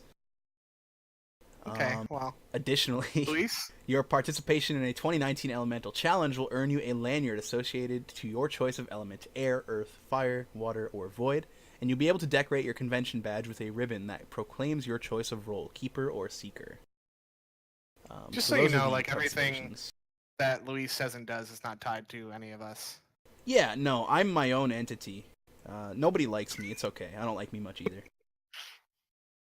Then as far as performance goes, this is where we get some nice juicy stuff. Not these first cards you're gonna see, not at all. But so if you win at least 3 games, you gain the favor of the kami, and you have to choose how you'll hope to use that favor. The role of keeper will get 3 full art guardian kamis, and the role of seeker will get 3 full art kami unleashed. So what we're gonna see is them running out of kami unleashed and having to reimburse people. Yeah. If you win at least 4 games, you will get a set of 6 double-sided honor and dishonor tokens, which they're super cool. I like these a lot. Yeah, those look real good. If you go undefeated, you will get a Seeker Kami mat, which also looks quite good, and you'll be able to show it off to all your friends and say you're better than them. Isn't there the Guardian Kami mat too? The big stupid dumb baby? I don't believe there be. Oh no. There's not. That's Also, so sad. Super important, at these big convention tournaments, you could win buys to your local store tournament. It seems so Oh yeah. ass backwards, doesn't it? Yeah, it's a reverse PPTQ. Yeah. You get a first round prize buy if you go undefeated in elemental challenges. You can use it at an elemental championship. You'd think that doing well at the little events would get you buys at the big event, but they're trying to move away from. No, this makes sense. They're trying to move away from conventions because that's what everyone asks them to do. Yeah, no, that's so they right. want the convention not to be the pinnacle part. They want the other part to be the pinnacle part. The way you explained it makes a lot of sense, and I like it. So good. Yeah, for sure. It still is weird, but I'm a fan. I agree. Yeah, Go ahead. I was just gonna say they clearly want like a convention presence because like that's how you attract people and people see your game and like they need to have an event there. That's fine, but like they don't want it to be the event everyone's like trying to get to. Yeah, they don't want it to be the premier one. They want it to like be whatever. If you're trying to get new people into the clan, into the game, it shouldn't be like a competitive tournament. It should be something that can get people into the game. Was my whole point. Well, I think the idea is they'll see people potentially enjoying the game, right? And so they'll be like, "Oh, what's that? There's a big tournament going on. I want to Yeah, know what that- that's about." I guess. Sure. It'll This is a probably nice attract more competitively minded people, but yeah, I It do is a like nice the map. mat, but I wish it was the Guardian Kami because I would love to have a big The stupid big rock stupid baby. meme baby. Yeah. He's so bad, dude. They're just gonna run out of Seeker Kami so quick. I mean, there's gonna be people like you playing keeper roles. Yeah, I guess I gotta fucking take that. Enjoy your rock Spare babies. Seeker Kamis. So yeah, those are cool. The prizes are actually pretty dope. I really want those honor tokens. They don't have a cut though. It's just like 6 rounds. Yep, just straight up. I believe it's 5. Um, Yeah, it's 5 for your EC for the elemental challenges. so 5 rounds. So it's different from Kote's, which have also now been changed.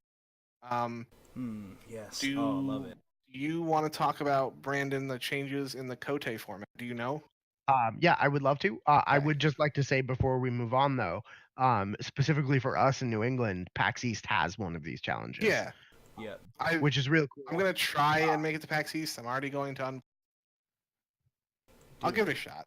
Yeah, and like It's a we one-day made event, it- so you get a day expensive. pass. Yeah, Oh, it's one day. I Oh, believe right. it's a one-day event, so you could just get a It day is, yeah. pass, head in. PAX East is apparently a Okay. cool con. Probably doesn't smell like shit. Or I mean, I'm definitely gonna like try and do it since it's one day. I was thinking I'd have to buy the whole pass. Yeah. So we know it's at PAX East happening, which is April 5th, 8th. So we'll see how that goes. Hopefully, it's like Saturday or Sunday, and I can just get a one day, right? Yeah, dude. Not Friday. So heading into the Kote changes. Yeah. Good lord. Do you want to cover like the Hatamoto stuff first, or prizes, or how do we want to? We should not do Hatamoto stuff stuff first. Okay, so I'll No, go we into should the not do that prizes first, and 'cause- whatnot. Fantastic. So I'm gonna get mad. So yeah, deal. So there are 2 types of Kotes, just like there have always been. There will be Grand Kotes, and then there will be normal Kotes. Grand Kotes are still 2-day tournaments. They still have a day 1. Instead of being 7 rounds, however, they've now dropped it to 6 rounds of Swiss-style pairings. And instead of it being 53 points or more, it's now 43 points or more to qualify for day 2, which moves you directly into single elimination brackets. So in that capacity, Grand Kotes not really changed. Certainly the prizes are all different because it's a new season, but the Grand Kote format hasn't really changed. Kotes, on the other hand, very different. So each Kote, which is not a Grand Kote, will now have 2 separate single day events that do not feed into a single elimination bracket. The Saturday events will be 6 rounds, and the Sunday events will be 5 rounds. it's fucking awful. With I believe Hatamoto's being decided by going undefeated. Yeah, it's just Yeah. X and O. Yeah, it's If that's the case. So that XL. So frustrates anyone me who goes even. undefeated becomes a Hatamoto. I personally think I'm like real certain they're gonna backpedal on that and There's- decide that it's like Topping That's Clan at least. bad, dude. Like, This But- is the like scummiest shit. Well, so to be fair, with there being no runoff bracket, I can see that some people being really mad when they don't become Hatamoto based on breakers. But that's kind of already where we're at. How Right? do you decide who wins? How do you decide who wins the tournament? Yeah. There's not a winner, right? There's just Hatamoto. Oh, that sounds really fun. Yeah. yeah, this is I'm generally pessimistic, as everybody knows, but this is one of the most. To me, this hasn't even made me angry. It's just made me depressed. It's really depressive, really, and it's really really fucking disappointing. gross and sad that they would change this, because like the Hatamoto system was a really cool way to encourage people to be loyal to their clan. Like, even you could talk all the shit you want about the 2 and 4 unicorn Hatamotos or people who didn't make the top cuts that got Hatamoto, but like, who cares? They're representing their clan, and they're doing it through thick and thin, and they fucking deserve it as much as anybody else. It's not like they're getting winning prize support for doing so. And to take that away from clans that are not currently top tier, because let's fucking face it, you're not going undefeated as unicorn. It's not happening. Like, that's not cool. And Lion's probably not able to do it either right now. Like, It's just super fucking uncool, and it defeats the purpose of Hatamoto's rewarding clan loyalty, and it grosses me the fuck out, and it makes me really depressed. Yeah, I mean, I think you hit the nail on the head. That there's a lot of things that they take away by making this decision. Certainly, I think that there's definitely room for a normal Kote, especially considering the attendance that those had comparatively to be a fun event. I think that doing it like this though has negatively impacted things. I would be very surprised if any normal Kote has even half as much as the largest normal Kote in the US had last year. Atlanta, for instance, had I think 70 players or so. I would be surprised if they made 30 this year if something doesn't seriously change. Because if you have to go 5-0 so like 30 people show up, so you have to go 5-0 in a tournament. So like, what happens when you have a Kote that has no Hatamotos because they've de-incentivized people to go, and then there aren't enough people to make 5 rounds or 6 rounds of Saturday, the number to have an undefeated player, and then no one is undefeated, and then there are no Hatamotos awarded at that Kote. What is going to happen? I mean, what happens when there's not a new Hatamoto? This may not be like the final death blow to clan loyalty, but like it is. If it's not, it's like the haymaker. Yeah, this is like that punch you hit Mike Tyson with in Punch Out, and he gets all googly-eyed. Like that's what's happening. Then you star punch him and he dies. Yeah. So like, I'm so disgusted, dude. So so I got this news on day 2. Or I mean on during the day 2 tournament happening after I'd been eliminated. Also, other news that I got, which is super great and further reinforces how much of a joke this seems to be to Fantasy Flight. I know for a fact that there are Hatamotos that played other clans in Kotes and did not lose their Hatamoto status. Still went to Worlds, still played, still were recognized as Hatamotos, still said Hatamoto on the sheet, and still were potentially able to have won the secondary prize bit for Hatamotos. And basically everything they've said about the word Hatamoto is a lie. Basically, and I would like answers. I want to pick your brain on this, Derek, and I hate to just fucking kick the Lion player while he's down, but like, how does this make you feel as a fucking Lion player? Like, I'm not saying it to rub it in, but I'm really curious how you have taken this, because to me this blows. Sure. So this is the only thing I care about in this game. As far as like results, like I don't really think I play enough or am good enough to like win an event, but I can maybe be the best Lion player there. So yeah, that's cool. Now being the best Lion player by going 5-1 is irrelevant. Yeah. Yeah, so that's annoying. The only part of it that like I have mixed feelings about is every once in a while, like you're talking in Lion chat, and then some dude shows up and he's like, "I'm a Lion Clan Hatamoto from this random ass event where I went like 3-3," and that's not going to happen anymore. And so that will be nice. Yeah, like the upside is that we don't have quote unquote random Hatamotos. I just feel like the downside of those people who, even if they're not the best, like are rewarded for their loyalty is way better. Like the upside of rewarding people for having fun with the game and loving what they love, to me, is so much higher than the odd random Hatamoto or like every unicorn Hatamoto that exists, you know?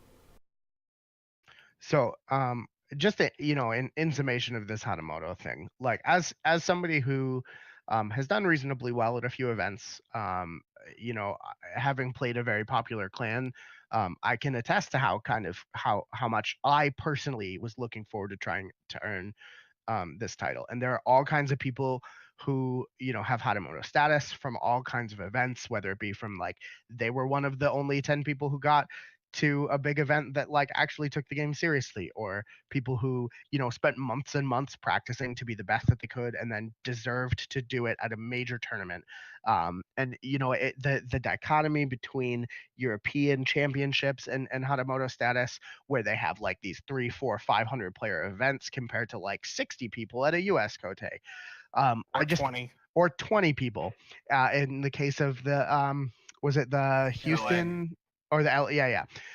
Like I oh man, it's just like it just feels like they're kicking me in the face agree. for what I've done.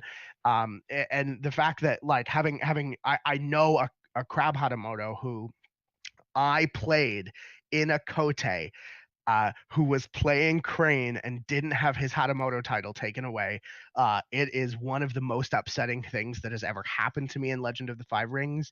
And I'm not saying that I'm thinking about quitting the game because of it, but it certainly has seriously shaken my faith with Fantasy Flight that they have the ability to do the right thing. Why is that so upsetting to you? So like the Hatamoto status is something that I personally really want and have missed very narrowly on several occasions so far. So having been so trying to, oh man, it's just so frustrating. I really want to be a Hatamoto and it sounds like such a cool thing. And there are people who actively do not deserve it, and there are people who actively have thrown it away and still have it. Like, what is the point of this super elusive club if they're just gonna hand it out all willy-nilly, and then now moving forward they're just not even Now gonna you have hand to it be out an at all, actual god among men, like right? And like the variance on having the single game matches, just good lord, like what the crap. Yeah, I guess I'll just go to just every don't. Kote until I win every match. It's Yeah, not actually, you just have to go to every Kote. There's no other way to do it. and it's not actually XO. It's point wise. Yeah. So I if believe you can what go happens 4 if you with get, 2 modified wins, or you might have to was go gonna say- 5 with 1 modified win. what happens if you get modified wins? And Yeah, believe it's a miss limited Hatamoto? one. Fantastic. Yeah. So no, you can miss. it's Because now that they've changed the stupid fucking time rules. yeah. So in addition to just missing it because something goes slightly wrong, I could also miss it because my opponent wants to slow play, of which there is no tournament rule to prevent them from doing, and there isn't an adequate enough judge force to help me from being that to preventing that from doing. And like just like what the Brandon's hell? literally about to Why? stroke out. Oh my god. No, I I'm feel so the same way. I'm I so do too. mad about this. The Hatamoto Oh. changes have simultaneously made me want to become an even better player and also kicked me in the nuts because it made me feel and not terrible. want to try. Yeah. Yeah, like I it was- makes I- me I want said to it become a makes me god, but not it stops wanna me from go. wanting to just be like, dude, I'm gonna play my fucking clan no matter what, because fuck that. If Crab ends up shitty said- again, I'm gonna play Scorpion, because fuck you. Like, Right? I said, do the Hatamoto changes second because I'm gonna get mad, but then Brandon just like stole my thunder. yeah. I'm You should sorry. sub. I'm just so fucking mad. Yeah, no, you said what I was going to say, but like with passion. So Yeah, it blows. Let's get on to some positive things, right? Let's talk about prize support. Yeah, because, we're gonna have a fucking brain stroke, dude. Also, just quick thing chiming in regards to the Hatamoto thing. Has someone actually reported this to FFG's like rules committee in this regard? Because Yeah, they I'm in may touch. not know. They may not know about it. Like that's that's not Damn, our we problem, that's snitching? their fucking problem. Yeah, It's I mean, on- I'm not gonna point fingers, and I'm not gonna tell them who it is, but I'll see how they approach it. I did actually meet Peter Shoemaker, and I literally Facebook friends with Tyler Hatamotos, Parrott, so I'm gonna talk to both of them and see what's up, and maybe we'll get it. Hatamotos are supposed to have like a special fucking like lounge Pin? club and Dude, like they're supposed to be a like, yo, I'm a sweet, Hatamoto, fuck with me. like wall of champions shit, and like none of that's real. So like, who fucking Yeah, cares? I mean, we can barely get their picture on a website, so like, So like, who fucking what the cares? fuck was I expecting? Who cares at this It's point? true, Pete. We're all foaming at the mouth. We're all really frustrated. But let's also unfrustrate keep in- ourselves and sweet prize support. What's up, Mike? And also, just playing devil advocate on something else in regards to the Hatamoto changes. Keep in mind, this is for the upcoming season. There's nothing to say that they're going to use this as a test to see if Please it's revert working, it. because they That's a can whole always- season when I'm starting to get competitive. Yeah, what are you Fuck. talking about, Mike? The event we're going to is the start of this season. I know. We just got to get really fucking good. I'm gonna do it. Fuck it. I mean, if that's my option is to become the best crab player there and to not fucking lose. So that's gonna be what I do. You know, that's what we have to aspire to. I might be frustrated by it, but there's no reason to not want to Also, get better. I guess let's go talk about the prize support, but like, Yeah, it's not even good. it's not. So each regular Kote tournament features 6 fifth rounds. There is no top cut, blah blah blah. Each participant will receive a lanyard, a Kunshu Season Kote Series pin, and 3 extended art copies of Stay Your Hand. It's bad. I'm not gonna read what the card does. Additionally, your clan loyalty will be rewarded. Oh, that's good. With 3 copies of a clan-specific extended art card. Crab will get Spreading the Darkness. Crane will get Game of Sedane. Dragon will get Magnificent Triumph, which is an as of now unspoiled card, I believe. Lion will get Strength in Numbers. Phoenix will get All in Nothing. Scorpion will get Maze of Illusion, and Uni will get Invocation of Ash. I hesitate to call anybody a big winner on this front, but I do feel Lion is probably a big winner. A couple playable cards. Strength in Numbers is more than playable for sure. Spreading the Darkness is probably playable. They're trying to play Crab right now too. That's 2 cards for Lion right there. The rest of these I am deeply disappointed by. Especially for you don't the even know clans what the Dragon one does. Yeah. Oh, yeah. I mean the Dragon you know the Dragon card's gonna be fucking. Yeah. It's just gonna be ridiculous. I'm particularly disappointed because some of these clans that got super whack cards also didn't get good cards for their Season 3 kit. So Crane, for example, got Curry Favor, which is like a really bad Lion card in disguise. And now they get Game of Sedane, which is like maybe fringe playable. I don't even want to give it that much benefit. Invocation of Ash is probably playable, but Unicorn got like a pretty whack full art in Season 3 as well. It is what it is, although after hearing the Hatamoto changes and seeing the prize support, perhaps I'm a bitch, but I'm much less excited than I was for packs. Like, no, I'm way less pumped to go on this thing that I just spent a bunch of. All these cool mats that they made, and they didn't even print a Crab character on the mat. Like, we've got Kikuyo though is fucking sick. The Kikuyo mat is beautiful. I love that art. It is probably my favorite art in the game right now. Kikuyo and Void Fist are dope. That is that Shiba Yojimbo? No, right? Yep, it is. That's Shiba Yojimbo, Yogo Kikuyo, Death Seeker, Doji Shigeru, Moto Nergue, Void Fist, and Hida Amoro. Moving on to the alternate art, I suppose. Full art cards. Some of these are really cool. Phoenix, I love these. Phoenix gets Isawa Tadaka. Lion gets Ikoma Ikehata. Crab gets Kayu Shuichi. Dragon gets Togashi Mitsu. Unicorn gets Shinjo Shono. Crane gets Doji Shigeru. And Scorpion gets Yogo Hiroe.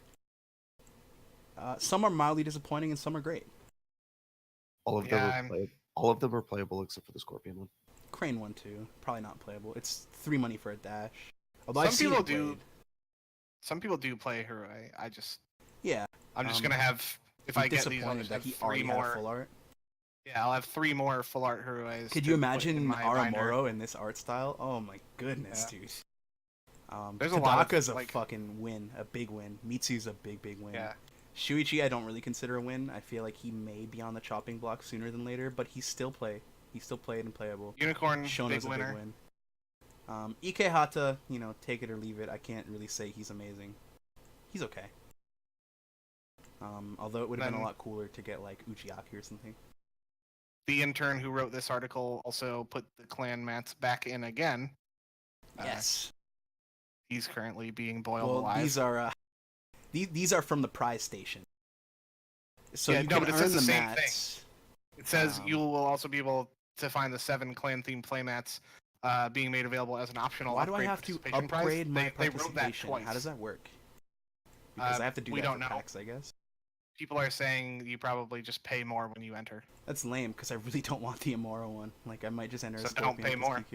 Where it is right now, it's if you pre-register for the Kote rather than pay for day of. Okay, so I'll do that. So, did we already do that? I haven't paid for the Kote, did that. but I paid for my packs. I did that. The pins look really nice. Yeah, the pins are nice. I hope that they're pins and not buttons, as in like not the safety pin style buttons. If they're genuine like pins with either resin or just metal. Like if these are metal pins, I am all in and super excited. Regardless, I definitely want one. The dragon one looks amazing, and I don't even play dragon. Like that looks really nice. I'm getting that Phoenix one tattooed on my arm. They look amazing. Damn, your soul for the Phoenix.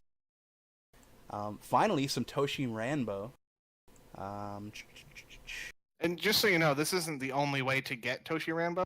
This is just like a This is an plastic acrylic one, yeah. Yeah. It's part of the prize wall. Here's Hatamoto. So, There's a few clans that, you know, they're never gonna give those mats away, but yeah. they all look really good. 52 points or more. Like, they all look really good. The Kyuden Bayushi one is awesome. The Hisumori Toride art is amazing.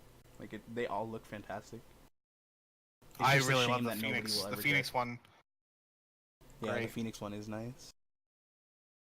Just gotta earn a crab one, that's all. Good luck. And here's Grand Kote. It's just like, what do same you do pin once you mix and lose? art cards. Imagine going like 5-0 and losing round 6. Yeah, at that point you have to prostrate yourself and just beg your opponent to concede to you, right? You have to just swallow your pride. So if you make day 2 of a Grand Kote, though, you get this fucking sweet honor dial, and I'm really excited to try for this because the acrylic honor dials from the Season 1 Stronghold kit are now ghosts. They are impossible to find. Nobody has any They're left. real hard to find. And I would rather not buy one, so I would really like to attempt to earn this one. I'd be really excited to earn it. It is cool. Each day 2 participant will receive a plastic version of Toshi Rambo. Again, this is for Grand Kote. Top 32 will get the cool Sam Fisher visor, dishonor, and honor tokens. And here's an interesting bit. The top 16 at Kunshu Grand Kotes will each receive a set of acrylic false ring tokens. Speculate These are away. Dope. They're really fucking cool. They're acrylic, and this is a big deal. Like, there's some serious implications here because the false rings were also a thing in the old game. Also, I saw someone linked this. That's also the art from the old game for the false rings. Is it? Like, that's the exact like art, like ripped off the cards. Well, shit. I don't know what false rings are or what that means, but like they just look really cool to me, and I like them. So Yeah, they do look really cool. I'm excited to attempt to get one. So the false rings in the old game were actually a mechanic that they introduced, where it was a dark elemental victory, and it was the dark version of Bushido, which also lends into the rumor Yo, the that dark virtues were sick. Sorry, Derek. I'm still dealing with a sinus infection as well. Basically, it's the whole concept of dark Bushido and everything else, which is kind of leading in with. I think we're gonna start seeing a Shadowland cycle pop up, especially if we're introducing the dark rings, because there's also talks that there's a rumored card that's going to be a spell that when an opponent resolves a ring, you play it and you resolve the opposite effect of that ring. What the fuck? That's sick. I like that. So like they choose Fire Ring to like honor their guy, it actually dishonors their guy. Man, Children of the Water- Empire setting up Shadowlands. I can get down. So Oh yeah, and Interesting. they've also changed Winter Court invite.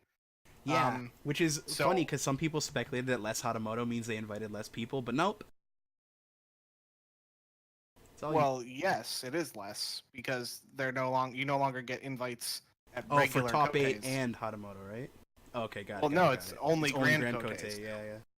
So So top 8 there of will Grand be- Kote will receive an invitation. In the to US, Winter there will only Court. be 16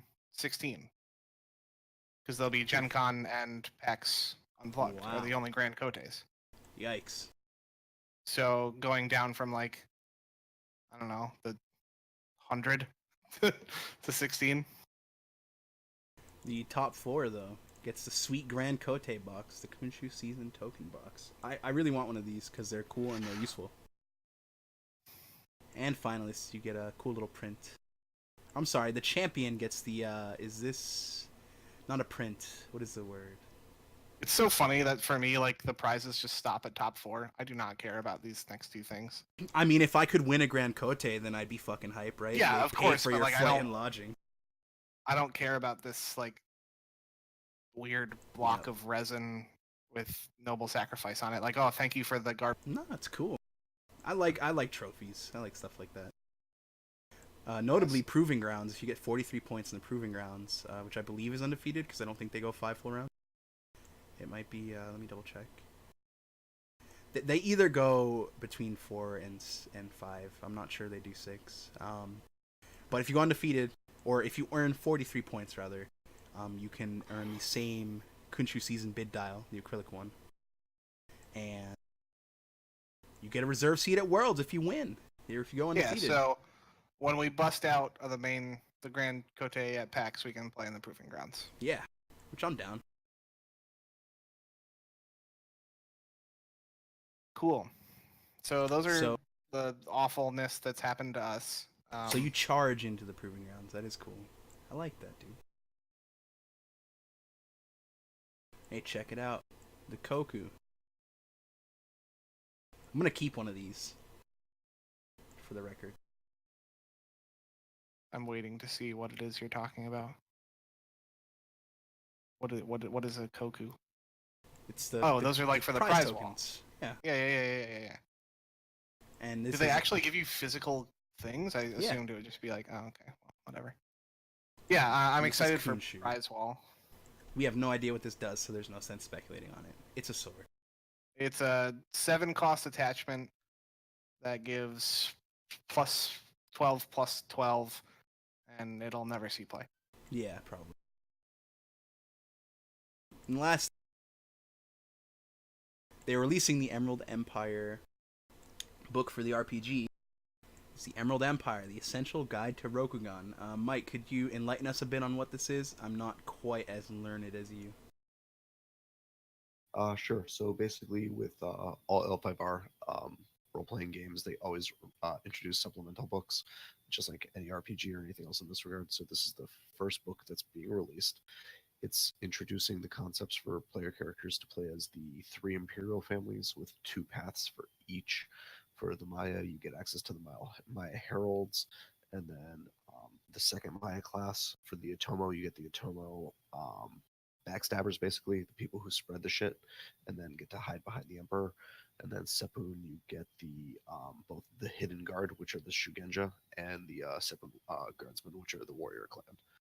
In addition, no Sepun had Shugenja. There is a reason they're called the Hidden Guard. Yeah.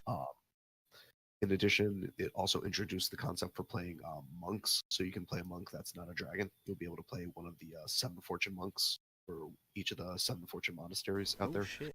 So you'll be able to play different monk characters and things in that regard, each with their own abilities. I'm a big fan of that Shinsei guy. Yep, he's pretty solid. Ask Eric, he played a Descendant of Shinsei in a game of mine. And then in addition, it gives a whole bunch of resources about castle setups, different land grants, things in that regard, so you can actually flesh out campaigns with a bunch more details. This is actually pretty noticeable because in previous RPGs, a lot of the stuff was really left up to the GM's discretion with setup and things in that regard. Here, they literally flesh everything out for you. So it's just like, hey, I'm a brand You're new not GM. just homebrewing everything. Exactly. And it gives a lot of different things in that regard. There's still room for homebrew and obviously things in that regard because you can change things up. But it also is really good just for what are the customs in this one teensy ass province that I'm going to. So this may be a better buy for your average role player than like old supplement books, which really were just like 300 pages of fluff tossed at you with no real substance. I mean, it's really going to depend. I'm buying the book anyway because I buy all the L5R RPG books, even though I hate the new system personally. Oh, the new system seems so fun. He says he hates it. He's never even played it. Dude. I'm not a fan of the dice, but like everything else seems fucking awesome to me. I haven't played it yet though. Like I said, I'm sure once I play a game with it or run a game with it, it will be better. But finding time is super fun. But in reality, with this one, it's just like I think this book is going to be like 100%. It's going to be a DM tool, and also for players, it's going to be good because it's just, hey, I want to play a character from this area. I can now take those customs and things and apply them to my character and stuff like that. It's also just a good buy if you want to learn more about the world.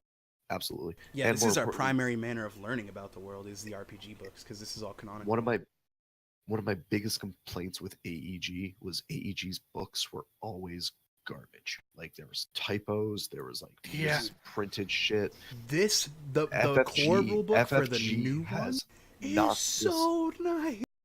FFG has knocked this out of the fucking park. Dude, I will the give them quality, 100% it credit. makes like the nicest RPG rulebooks I've ever used look like shit. Like, it's so fucking nice. I strongly recommend, if anybody's trying to get into the RPG, pick up the books, buy the PDF if you're, playing online or whatever. Like, I have It the seems book, like a blast. I have the book, but I also have the PDF, and I use the PDF more because I don't want to crack the book and ruin the book. Yeah, like, the book is so fucking nice. All right. Got one last real topic. What are we hitting here? So this is New England L5R. We run the New England L5R Discord League, which is starting its top 8. It sure is. We've got a super weird bracket with all of the Scorpion players and Derek on one side, and then all the other clans on another side. So it's gonna be really weird. But I'm super hyped for it. This is something I've been, working on for a long time. So I'm super excited to get to it. We have myself versus Adam for the first top 8 match. It's a Scorpion mirror. Very different styles, though, interestingly enough. Yeah, he's actually splashing crab and going down a super hard dishonor route, which is interesting. And it's it's kind of like we have 3 Scorpion players in the top 8, but they're all 3 of them play differently. And then we've got Derek and Ian on our side of the bracket as well. Derek playing Lion and most likely going to try his new Lion is not the beatdown strategy against Ian, which is interesting, and I'm super excited to see the game. Then we have Ray and Nick, who are our top Phoenix player and our top Crane player, respectively. And lastly, we have Kyle and Mike. Kyle being top of Dragon, and Mike being just narrowly second place for Phoenix to Ray, missing out on that by 1 game. So keeping Rub that salt in. Basically what happened here with the brackets is they were seeded mostly randomly, just to ensure that people in the same pod would not meet until the finals, if they were to meet at all. It gives us a bit more diversity of games. It happened to put Scorpion all on one side, but that was purely by chance. It's not that they all Yeah, came Mike from the came same up with pod. this just because he wanted to dodge me. Yes, that's exactly what happened. I was in the call with Mike. It's collusion. Like, brackets are rigged. Now, don't tell anybody, but I'm rooting for Derek here. Brackets are totally rigged because Derek has to run the fucking gauntlet, dude. He's got to run the real gauntlet. And I'm praying for him.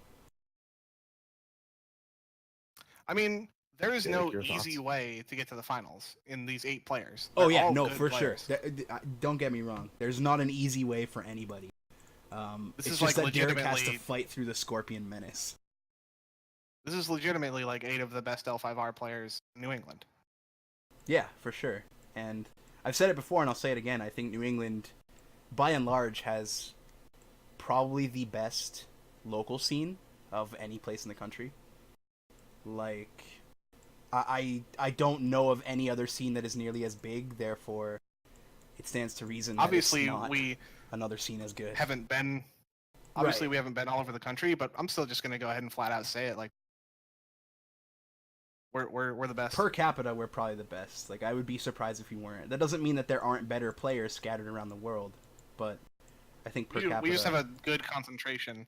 Yeah, very high concentration of solid. Yeah, thanks to players me, and good forming this talent. great community. Yeah, it was doing all this cool Eric. stuff. It's definitely not like anybody Yeah, I mean, who wanted to play the game. you know. I definitely didn't go to him and be like, "Hey, I've been wanting to do content creation," and no, it's no big deal. I'll just go fuck. Basically, I'm the best. Yeah, basically, he is. I'm the It's best, true. yeah. I've watched him kill himself with duty twice. He's really good.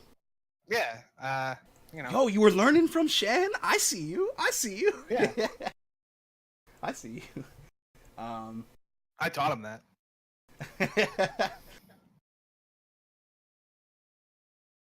I taught him how to throw finals games.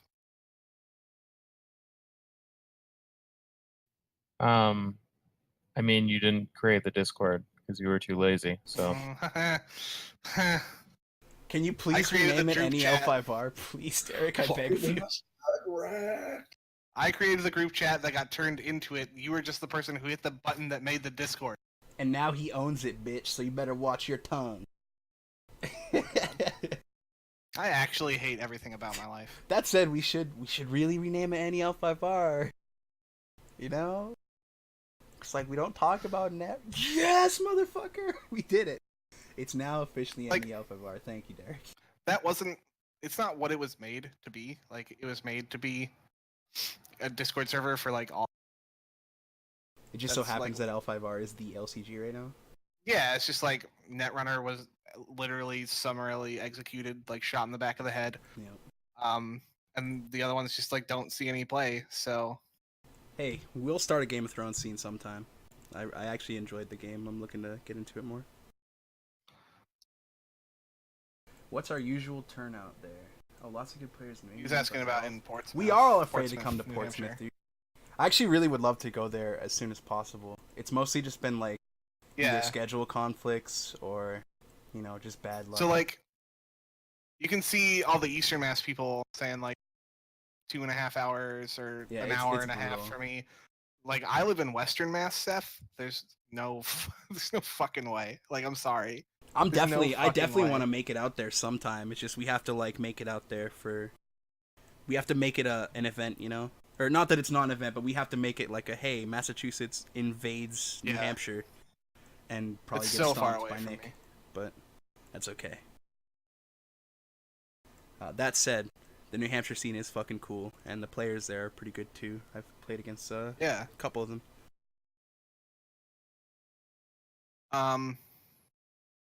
So yeah, cool.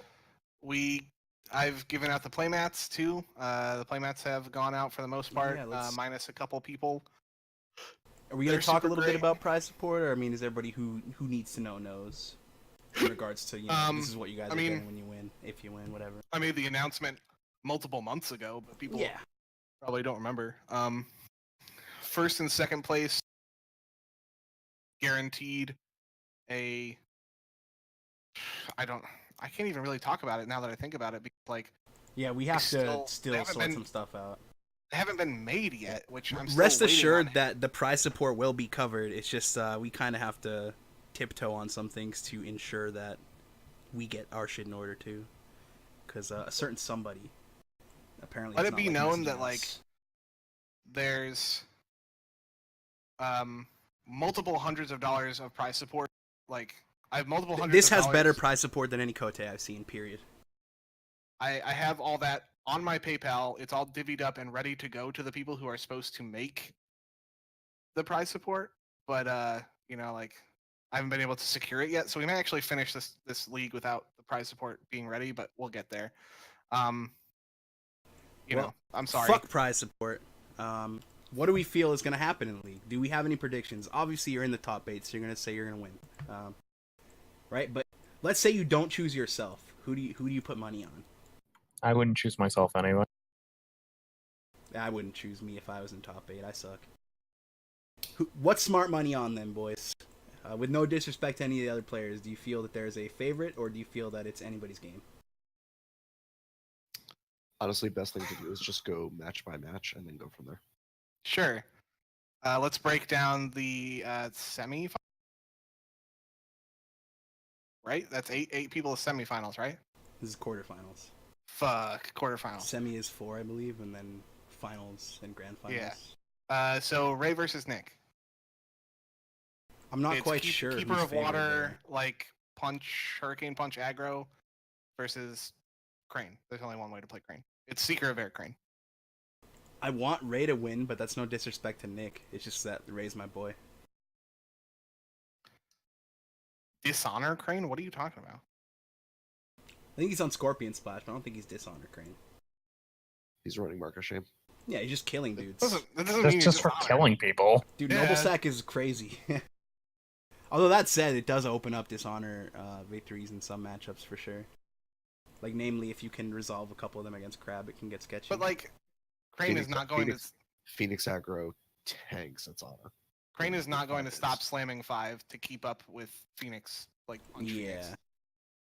You will get like destroyed. I think it could go either way. I feel like the Crane box is literally entirely dead, except for Mark of Shame.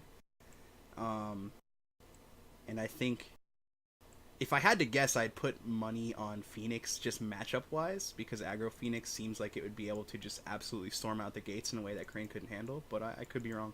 I don't really have experience in the matchup. I'm also going to put my money on Ray. That said, again, this is not to speak on player skill. They're both very, very good. Nick has fucked me up at the last 2 tournaments I've seen him at, so. So that's match 1. Match 2 is Eric versus Adam. That's you. You're Eric, you know. I am. I just didn't want to say me for people who don't know. I have no idea how to evaluate a Scorpion mirror, so I'm going to pass this one off to Derek.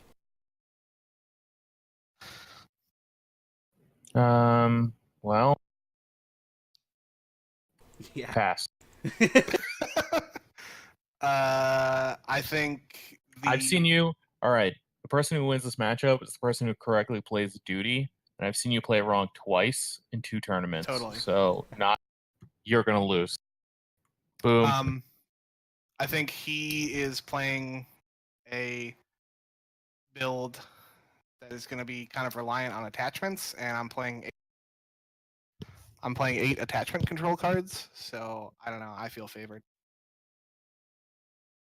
It's tough to say, because I wonder if the Crab Splash makes the Scorpion mirror more bearable or less good.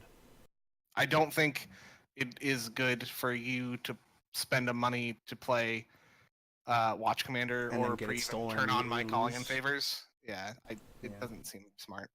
It is tough. He's I don't know, also I could be playing totally much. wrong. He is playing some serious Dishonor stuff, but he seems to be quite more breaky as well. Like, it seems his way of balancing into his way of leaning into the Dishonor strategy is Watch Commander, but having so many attachments and running, the 3x Armoro, etc., seems like he's pretty content to break as well. Like, rather than naturally push the dual win con, it seems like he's more keen to aggressively push breaking and just happens to dishonor in the process, perhaps. I don't know, though. It's very hard to evaluate Scorpion mirrors, to me. So actually, interestingly enough, Ian's the only one out of the 3 of you not running with the Scorpion. Not running away the Scorpion. Woo! He's running 2 of them. He's not running okay. 3 because it's basically a dead card in the mirror. Yeah, I think it makes sense even in our local meta to do that, let alone top 8. I didn't change my deck at all. So like I could have teched for like the Scorpion mirror, but I just didn't change my deck. I didn't want to do that. I get the feeling he's local meta tech, but not tech for the top 8. I could be wrong, but I could imagine him playing only 2-way the Scorpions even locally because the top players are Scorpion players. Like the top threats are both the Scorpion players. On to match 3, Kyle versus Mike. It's tough. Kyle's my boy, but he's also a Dragon player, so. Mike's playing Seeker of Air, but also aggressive Phoenix. I'm not sure how the build has changed into Seeker of Air, so I can't say for sure. I know it did kind of go blow for blow with Dragon before. Yeah, I feel like it loses a little bit of aggressiveness when you go into the Seeker. So I'm not like super sure, but the onus in the matchup is on the Phoenix player to make action happen. The longer the game goes, the more Kyle is favored. So it really is going to depend on if Mike can come out of the gates like swinging super hard and knowing the matchup well enough. So yeah, I think Mike can win. I love you, Mike. Dragon is busted, and so Kyle's gonna win. Yeah. Dragon is busted, and Phoenix is not busted. That was my like nicer way of saying I still think Kyle's favored. Yeah, yeah. Going on to Derek versus Ian. I'm just excited to see this match because I had the biggest stiffy for the last Lion Scorpion match we played, and Derek is going to be a lot more in tune with the playstyle of how he wants to approach that. And I'm just excited to see this. I'm gonna get bounced immediately. It's gonna be awful. It is Ian who is much more aggressive. So this is like a rematch of a tournament game that we just had, and the tournament game was really frustrating because I was like super far ahead, and then some weird stuff happens that we don't have to get into, and then like the game went sideways. So I feel like I can make it work, but also it's really hard to do, and I don't want to have to do it twice. So I don't think this is going to go well. Well, so really, you're happy to win or lose. Sure, yeah. He's happier to win. Yeah, I mean, I'd think to win. That'd be good. Just go to Koto's Casino and just high roll. Yeah, dude. You should have just submitted a Scorpion support list. I mean, come on. So my opponents, 4 Jadix, are all going to be on the bottom. And on turn 2, I'm going to charge Ujiaki, and then I'm going to, like, nut, and then he's going to die. It's going to be like that match that I think Eric watched, where Trevor beat Anil in 2 turns with, like, the most absurd high roll that has ever happened to Lion. It was incredible. Powerful stuff. Something like that. Yeah, I believe. It's like I said, I'm a big fan of rooting for the underdog, and Lion are certainly underdogs right now, especially going into a field of Scorpions, Phoenix, Dragon. Yeah, I definitely think my chances are the lowest. So I would put your money on anyone else. I'm putting my money on you because if you win, I get the most money back. Strategy. There is no money. Ah, shit. We're not gambling? Damn. No. I thought I was in Dakota's casino, dude. Come on. So now that semis are done, or quarters are done, go into semis. Oh, man. Well, we can't go into semis, right? Unless we're just going straight into what we think is favored, which would be Ray versus Kyle, right? On the first. If we look purely at what we feel is favored. I love Ray, but I think it's going to be Nick versus Kyle. Damn. Harsh words. Derek's talking shit. I'm just kidding. He's not. You're asking me to pick games. I'm going to pick games. No, I know. And who wins between Nick or Ray versus Kyle? Okay. Dragon's so dumb. Yeah, I strongly believe Kyle will make it to the finals. Dragon is dumb, but Kyle is also like a legitimately really good player. No pressure. Yeah, no pressure, Kyle. Just don't punt the game. Scorpion side of the bracket, who makes it to the finals? A Scorpion player. Okay. I want to see Derek make it. I'm not going to say smart money on any of the Scorpion players because it's hard to pick between any of you three. I pick myself. Yeah, I think Kyle will be in the finals on the left side of the bracket. The right side of the bracket, I genuinely wouldn't know where to begin. That said, I probably wouldn't want to put Derek through the Scorpion gauntlet and then have him face Dragon in the finals to top it all off. So I sort of have a plan for Scorpion. I'm not going to pull it off. We're going to make fun of me when I die on turn 1. We are. But I have no plan for Dragon. If I have to play Kyle in the finals, I have no idea what I'm going to do, and I'm just going to lose. Just bid one, bro. There's no Lion cannot beat Dragon unless your opponent has a stroke. There's literally nothing that you can do. I would say let's pray for that, but I'm not going to pray that Kyle has a stroke. I'm sorry. No, I like Kyle. I'm not going to wish that on anybody. But there's nothing I can do. My best chance there is to come in second and take whatever the second place price is. Hell yeah. That's the spirit. Or someone has to kill Kyle before he makes finals. I can't do anything against Dragon. It's I think if we're picking Ian to beat Derek, I think I just have to get through Adam, and then my matchup against Ian is favored for me, and I have yet to lose to Kyle in a game. I want to see. Well, neither has Ian. I want to see Adam versus Ian, just because they're both fucking the breaker lords of Scorpion. They both really like breaking. I'll just go fuck myself. Hey, no, it's just that we've seen this song and dance before. I watched one Scorpion mirror at Worlds, and it made me want to fucking gouge my eyes out. But Adam and Ian are both really aggressive, break-oriented players, which is something that you don't really see a lot from Scorpion nowadays. That's all. I break stuff now. Now that duty's out, I break stuff. You may as well, right? Just break. Broke Kyle's stronghold last week. All right. So that's the top 8 for the NEL5R Discord League. We will be casting those. I hate using the word casting. We will be commentating those. They will be uploaded to our YouTube. I will not be depressed enough to ignore that. I will do that. Hopefully we'll be able to stream those live, but if not, fuck it. Oh yeah, you still got to throw up last week's cast. Next season, yeah, I do, which I have done, so I will do that. Next season, I'm a lot more willing to throw some money down and just get some overlays and whatnot made. This season, I'm not, solely because PAX is eating up $1 billion. But yeah, I will be doing that. I've got some stuff in the works to also like get us maybe a little money for the season, and we're gonna have some time. My goal is to start next season sometime in January. That could be the end of January to give us a bit more time.